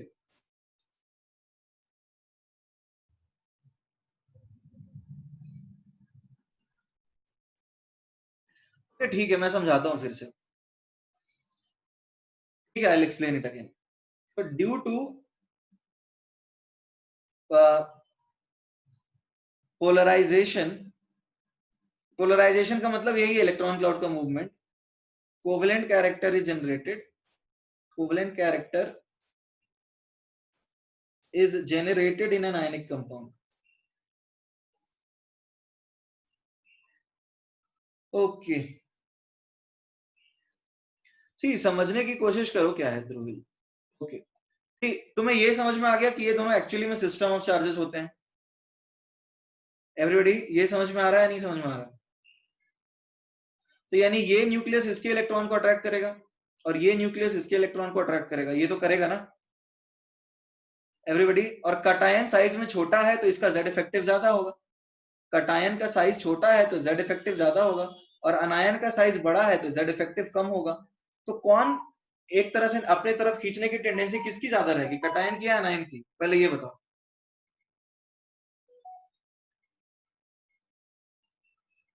अपने तरफ खींचने की टेंडेंसी किसकी ज्यादा रहेगी, कटायन की या अनायन की, कटायन की रहेगी। अब देखो ये दोनों कोई कटायन अनायन है नहीं, सिंपल पॉइंट चार्जेस तो है नहीं, जैसे कि हमने यहाँ देखा था कि ये दोनों कोई पॉइंट चार्ज तो है नहीं। देखो पॉइंट ये और ये पॉइंट, ये इसको खींच ही नहीं सकता क्योंकि सारा चार्ज तो एक पॉइंट पे कंसंट्रेटेड है।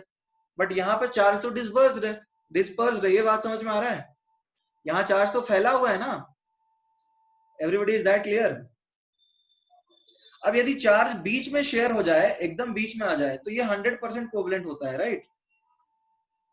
और यदि चार्ज कंप्लीटली इसके पास चला जाए और ये पॉइंट की तरह बिहेव करे और ये पॉइंट की तरह बिहेव करे, तो ये 100% आयनिक होता है। यहां तक चमक रहा है सबको, या यहां भी दिक्कत है?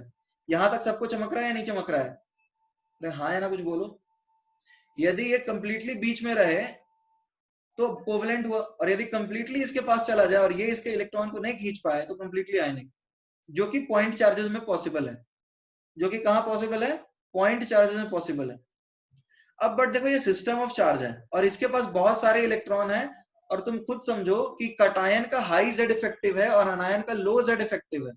तो ऑल्दो वो इलेक्ट्रॉन नहीं लेंगे बट इलेक्ट्रॉन को खींचेंगे तो जरूर अपनी तरफ, क्योंकि नेचुरल टेंडेंसी है, जिसका जेड इफेक्टिव ज्यादा है वो तो खींचता ही है ना। अब होगा क्या, जो अनपोलराइज्ड आयन है, कि बिल्कुल इस तरह का कुछ होगा, वो उस कटायन के प्रेजेंस में खींच जाएगा उसका इलेक्ट्रॉन क्लाउड इस तरफ।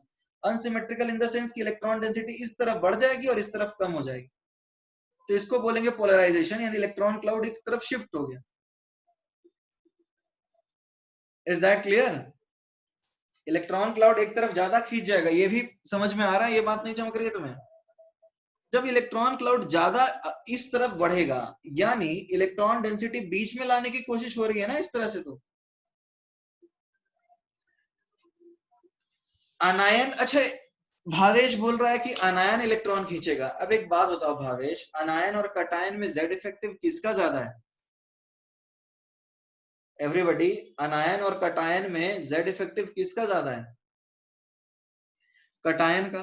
तो नेट जो खींचेगा अपनी तरफ इलेक्ट्रॉन क्लाउड, वो कौन ज्यादा खींचेगा, कटायन या अनायन? कटायन खींचेगा। तो अब इलेक्ट्रॉन डेंसिटी जो है वो इस तरफ ही मूव करेगा, कटायन की तरफ। तो अब ये जितना ज्यादा खींचेगा उतना इलेक्ट्रॉन डेंसिटी ज्यादा बीच में आएगा। Everybody is that clear? तो जब तो इस तरह से पोलराइजेशन होता है, और ये पोलराइजेशन के वजह से कोवेलेंट कैरेक्टर जनरेट होता है, इलेक्ट्रॉन डेंसिटी बीच में आने लग जाती है। एवरीबॉडी इज दैट क्लियर और not? Everybody is that clear? तो इलेक्ट्रॉन डेंसिटी कटायन की तरफ आती है, इसका रीजन समझ में आया? इलेक्ट्रॉन डेंसिटी कटायन की तरफ इसलिए आती है क्योंकि वो एक सिस्टम ऑफ चार्जेस होता है और ना कि एक्चुअल चार्ज होता है। इज दैट क्लियर और नॉट?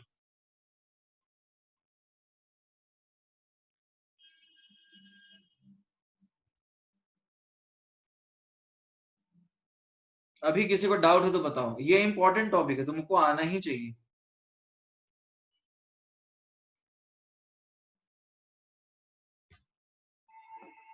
इसमें किसी को डाउट है तो बताओ, यहां तक समझ गए?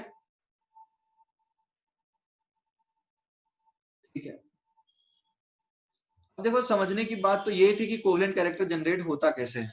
अब जरा एक बात बताओ, एक टर्म होता है polarising power, polarising power of cation. Polarising power of cation मतलब क्या है? सी, तुम्हारे पास Cl माइनस है, ठीक है। अब इसके सामने तुम अलग अलग आयंस रखो, Li plus, Na plus, K plus, Rb plus, Cs plus, एक तो इतने आयन यहां हो गए। या तो तुम अलग टाइप के आयंस रख सकते हो, लेट से Be2 प्लस, ठीक है। तो अलग अलग आयंस जो हैं हम बात कर लेते हैं, तो क्या सबके खींचने की टेंडेंसी सेम रहेगी? देखो पोलराइजिंग पावर का मतलब है the ability of cation to pull the electron cloud of an ion, ability of cation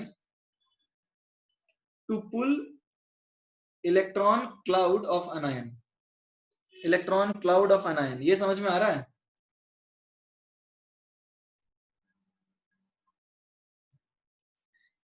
everybody, ability of cation to pull electron cloud of anion. तो अब जरा समझते हैं इस चीज को कि इलेक्ट्रॉन क्लाउड को खींचने की टेंडेंसी जो है वो सबकी सेम रहेगी या अलग अलग रहेगी? सब बराबर खींचेंगे क्या? तो अब बताओ कौन ज्यादा खींचेगा? तो अब पोलराइजिंग पावर किसके ऊपर डिपेंड करेगा? बताओ कौन ज्यादा खींचेगा? पोलराइजिंग पावर पहले तो वो ज्यादा खींचेगा जिसका चार्ज ज्यादा है और रेडियस कम है, या फिर हम ऐसा बोल सकते हैं कि Z इफेक्टिव ज्यादा है। दोनों फैक्टर्स चलते हैं, ये ज्यादा एक्सेप्टेबल है। ये समझ में आ रहा है? चार्ज टू रेडियस रेशियो ज्यादा है ना, तो Z इफेक्टिव भी ज्यादा ही होगा। दोनों एक दूसरे के प्रोपोर्शनल है। जिसका Z इफेक्टिव ज्यादा है, बट Z इफेक्टिव कंपेयर करना आयंस के लिए बहुत मुश्किल होता है, तो हम सिर्फ चार्ज टू रेडियस रेशियो देखते हैं। Is that clear everybody? Charge ज्यादा है और रेडियस छोटा है तो वो ज्यादा अच्छा से खींच लेगा उसको। Everybody is that clear? Charge ज्यादा होना चाहिए और रेडियस कम होना चाहिए। तो अब तुम खुद सोचो, सबसे अच्छा इन दोनों में ज्यादा कौन खींचेगा एवरीबॉडी? यदि पोलराइजिंग पावर की बात करें तो Li प्लस Na प्लस के plus Rb plus Cs plus इस तरह से होगा।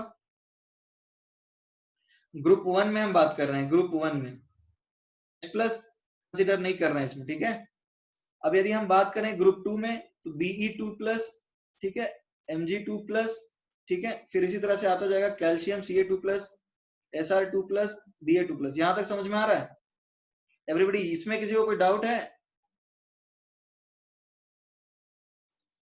Everybody is that clear? तो ये लिख लो एक बार।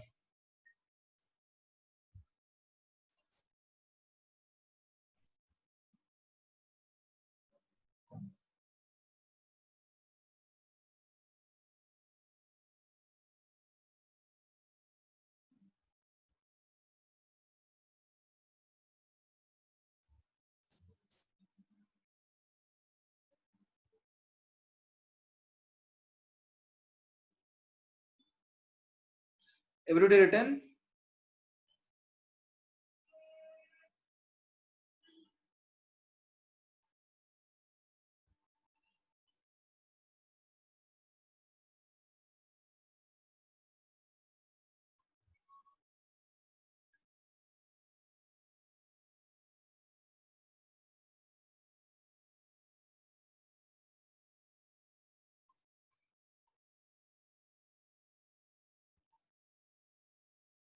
ओके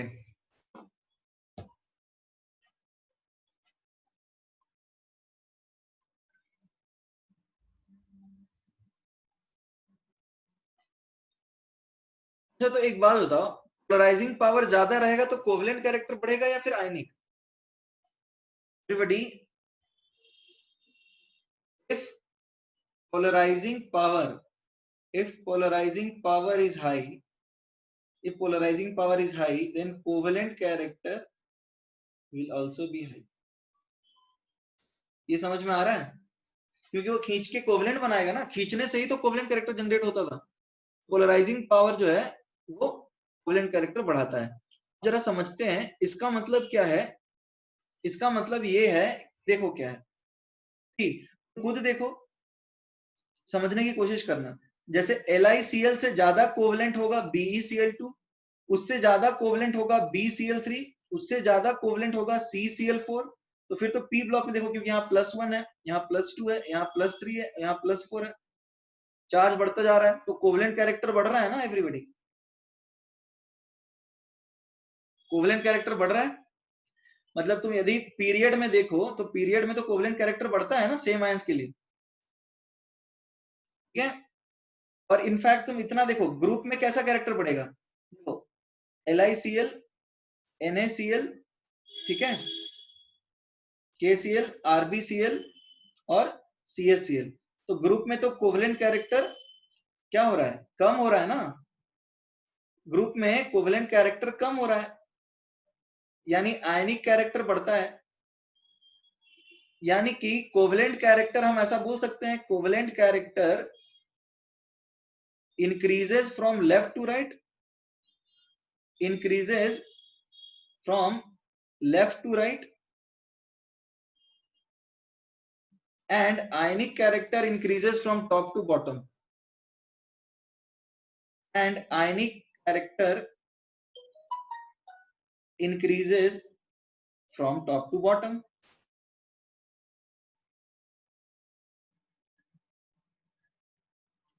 एवरीबॉडी, इसमें किसी को डाउट है? एवरीबॉडी से यस और नो। तो यहां तक समझ में आया कि पोलराइजिंग पावर ज्यादा होने से कोवेलेंट कैरेक्टर क्यों बढ़ जाता है? ये लिख लिया सबने?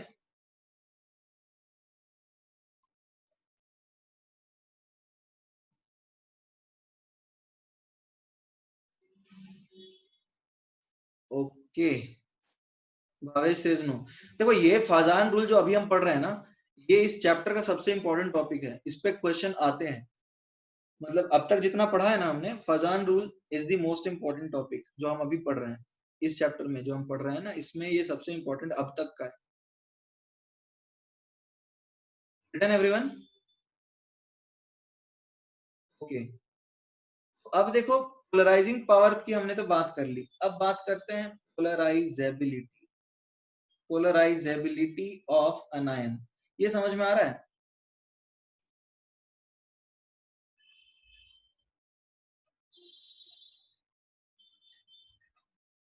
पोलराइजेबिलिटी ऑफ एन आयन का मतलब समझ में आ रहा है?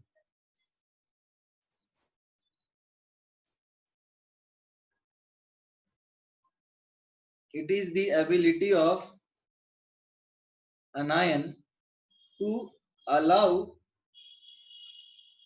distortion in its electron cloud. Everybody ये समझ में आ रही बात? It is the ability of an ion to allow distortion in its electron cloud. मतलब समझ में आया? अरे देखो, जैसे मान लो तुम्हारे पास खींचने के लिए Li प्लस है, तो F माइनस, Cl माइनस और खींच, ये सारे अनायंस है, Cl minus, Br minus, I minus, क्या सबको बराबर खींचेगा Li प्लस? एवरीबॉडी सबको बराबर खींचेगा? जो सबसे छोटा है F माइनस और Cl माइनस थोड़ा और बड़ा है, Br माइनस थोड़ा और बड़ा है, समझ में आया? Br माइनस थोड़ा और बड़ा होगा, समझ में आ रहा है? और I माइनस थोड़ा और बड़ा होगा, लो I माइनस थोड़ा और बड़ा। तो खींचना आसान किसको है एवरीबॉडी? जो बड़ा है उसको खींचना आसान है। अरे जरा समझने की कोशिश करो, खींचना I माइनस को सबसे ज्यादा आसान है। पोलराइजिंग, ये पोलराइजेबिलिटी जो है, polarisability is inversely proportional to Z effective and directly proportional to radius. ये समझ में आ रहा है? जिसका जितना बड़ा रेडियस है, इसका मतलब उसका न्यूक्लियस लास्ट इलेक्ट्रॉन को संभाल नहीं पा रहा है, इसलिए बड़ा रेडियस हुआ। Is that clear? Nucleus last radius को संभाल नहीं पा रहा है, इसीलिए इलेक्ट्रॉन बहुत दूर चले गए रिपेल करके एक दूसरे को, और रेडियस काफी बड़ा हो गया, तो उससे खींचना भी तो आसान होगा। एवरीबॉडी, उससे खींचना भी तो आसान होगा ना?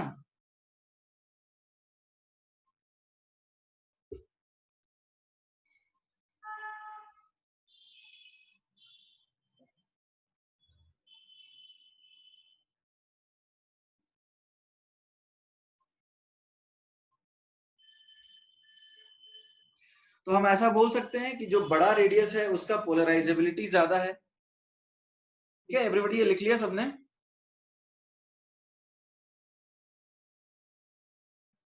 ओके, अब जरा समझते हैं कि पोलराइजेबिलिटी मतलब खींचने देने की एबिलिटी।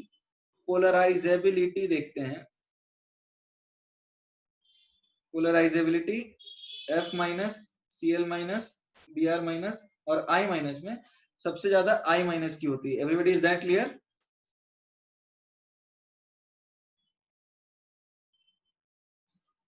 ओके,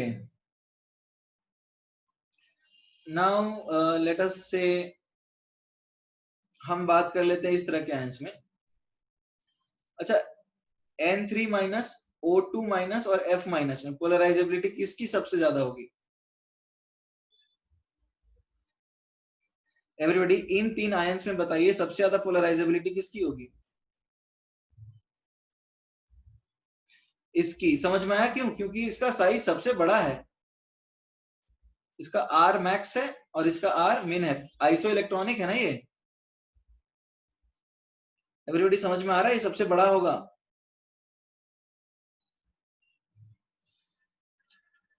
तो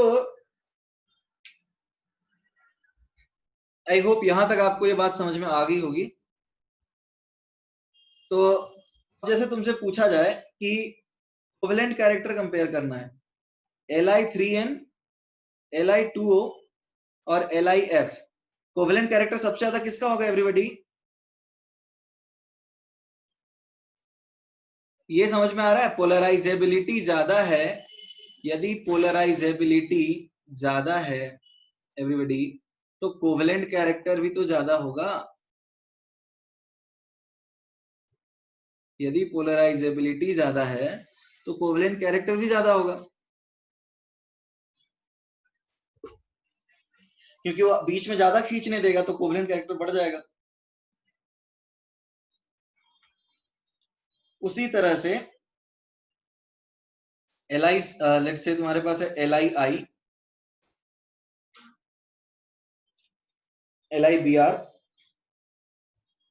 Li, let's say Cl and LiF।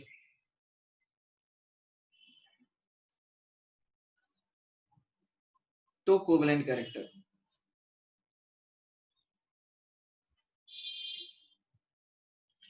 यहां तक किसी को डाउट है?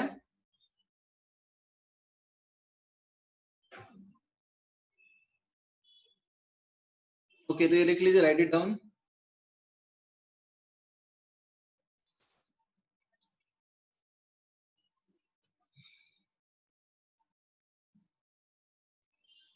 ओके, तो एक्चुअली में अभी तक हमने फजान रूल का स्टेटमेंट पढ़ा है? अभी तक तो हमने स्टेटमेंट नहीं पढ़ा। तो स्टेटमेंट क्या है देखते हैं। देखो, इसमें दो रूल है। रूल क्या बोलता है? पहला, smaller the size of cation, smaller the size of cation. देखो, छोटा कटायन का मतलब क्या है एवरीबॉडी? छोटा कटायन का मतलब क्या है? पोलराइजिंग पावर ज्यादा है ना। Smaller the size of cation, larger the size of अनायन, greater is the covalent character, greater is the covalent character of ionic compound. Everybody ये बात समझ में आ रही है नहीं आ रही है? एवरीबॉडी ये स्टेटमेंट क्लियर हो गया? स्मॉलर साइज ऑफ कटायन का मतलब क्या है? पोलराइजिंग पावर ज्यादा है कटायन का। लार्जर द साइज ऑफ अनायन का मतलब क्या है? पोलराइजेबिलिटी ज्यादा है। तो पोलराइजिंग पावर ज्यादा है, जैसे ये कटायन है और ये अनायन है, और ये बीच में से अनायन का क्या करेगा? ये पोलराइजिंग पावर ज्यादा है तो इधर खींचेगा और ये खींचने देगा, तो कोवेलेंट कैरेक्टर बढ़ेगा ना। ये खींचने में ज्यादा अच्छा है और ये खींचने देता भी है, तो कोवेलेंट कैरेक्टर बढ़ेगा, क्योंकि इलेक्ट्रॉन डेंसिटी बीच की तरफ बढ़ने लगेगी ना। तो यदि इसका पोलराइजिंग पावर ज्यादा है और इसका पोलराइजेबिलिटी भी ज्यादा है, तो ज्यादा से ज्यादा मैक्सिमम मूवमेंट होगा। Everybody is that clear? तो उस केस में कोवेलेंट कैरेक्टर ज्यादा होगा। यहां तक किसी को डाउट है?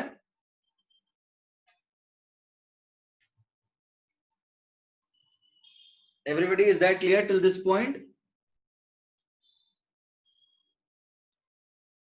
ओके, आगे बढ़ जाएं।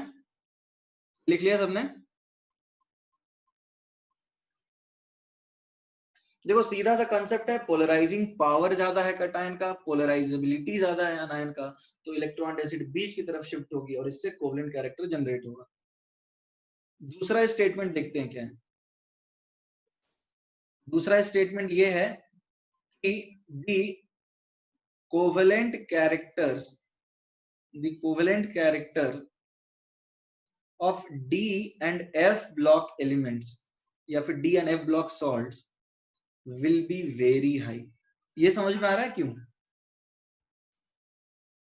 क्या रीजन है? क्योंकि वो बहुत छोटे होते हैं।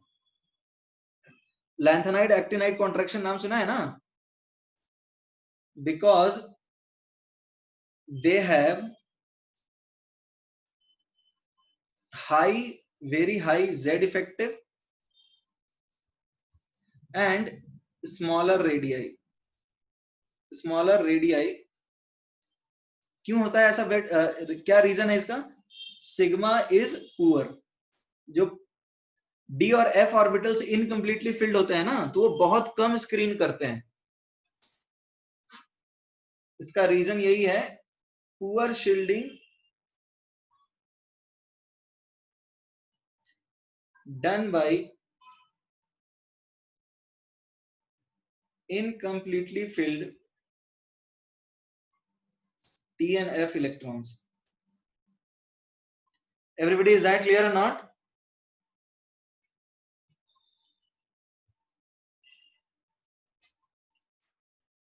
तो देखो आज के क्लास में हमने इतना ही पढ़ा है, और जो दोनों चीजें पढ़ी हैं आई थिंक वो आपको फजान रूल में किसी को कोई दिक्कत है तो बताओ।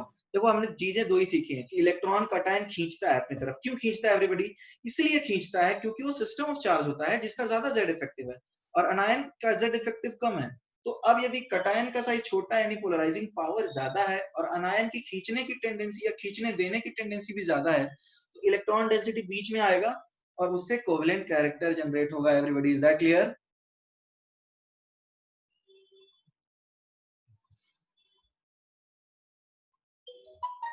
और दूसरी बात ये भी है कि जो कोवेलेंट कैरेक्टर डी और एफ ब्लॉक के सॉल्ट्स की है उनकी ज्यादा होगी, क्योंकि उनकी साइज काफी छोटी होती है, उनका जेड इफेक्टिव ज्यादा होता है। उनके अंदर जो डी और एफ होते हैं वो इनकम्प्लीटली फिल्ड होते हैं, जिसके कारण उनका जेड इफेक्टिव बढ़ जाता है। तो आज की जो क्लास है उसमें हमने दो चीजें सीखी हैं, एक तो सोल्युबिलिटी वाला पार्ट, हाइड्रेशन एनर्जी, जो कि मोस्ट इंपॉर्टेंट टॉपिक था, हाइड्रेशन वाला पार्ट, और ये फाजान रूल। इसमें किसी को कोई दिक्कत है तो बताओ, किसी को कोई दिक्कत है? हाँ, रिकॉर्डिंग तो डाल देंगे, डोंट वरी। अब जैसे सीधा सा सवाल है कि NaCl, ठीक है, और FeCl3 में कोवेलेंट कैरेक्टर किसका ज्यादा होगा? एवरीबॉडी, FeCl3 का ना। एवरीबॉडी, डी ब्लॉक वालों का ज्यादा होगा, और MgCl2 और लेट से FeCl2 में भी FeCl2, क्योंकि डी ब्लॉक वाला है। ठीक है एवरीबॉडी, या किसी को डाउट है इसमें?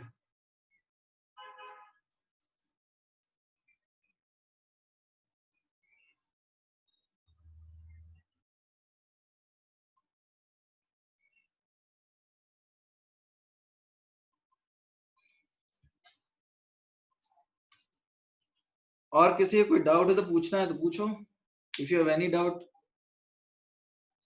भावेश बोल रहा है 1.5 घंटे का लेक्चर रखते जाओ। क्या 2 घंटा ज्यादा है? कम कर दें एवरीबॉडी, 2 घंटे में बोर हो जाते हो?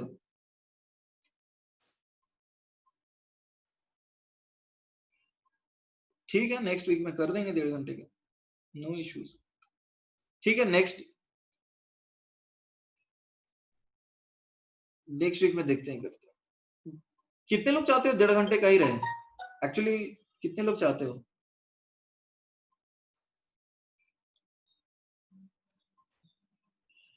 2 आवर्स इज ओके। अरे रहने दो यार, 2 घंटे में क्या दिक्कत है?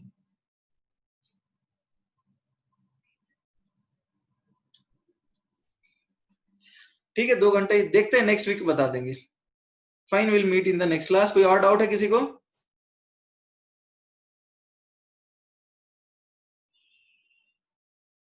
ठीक है, ठीक, okay, goodbye, will meet in the next class.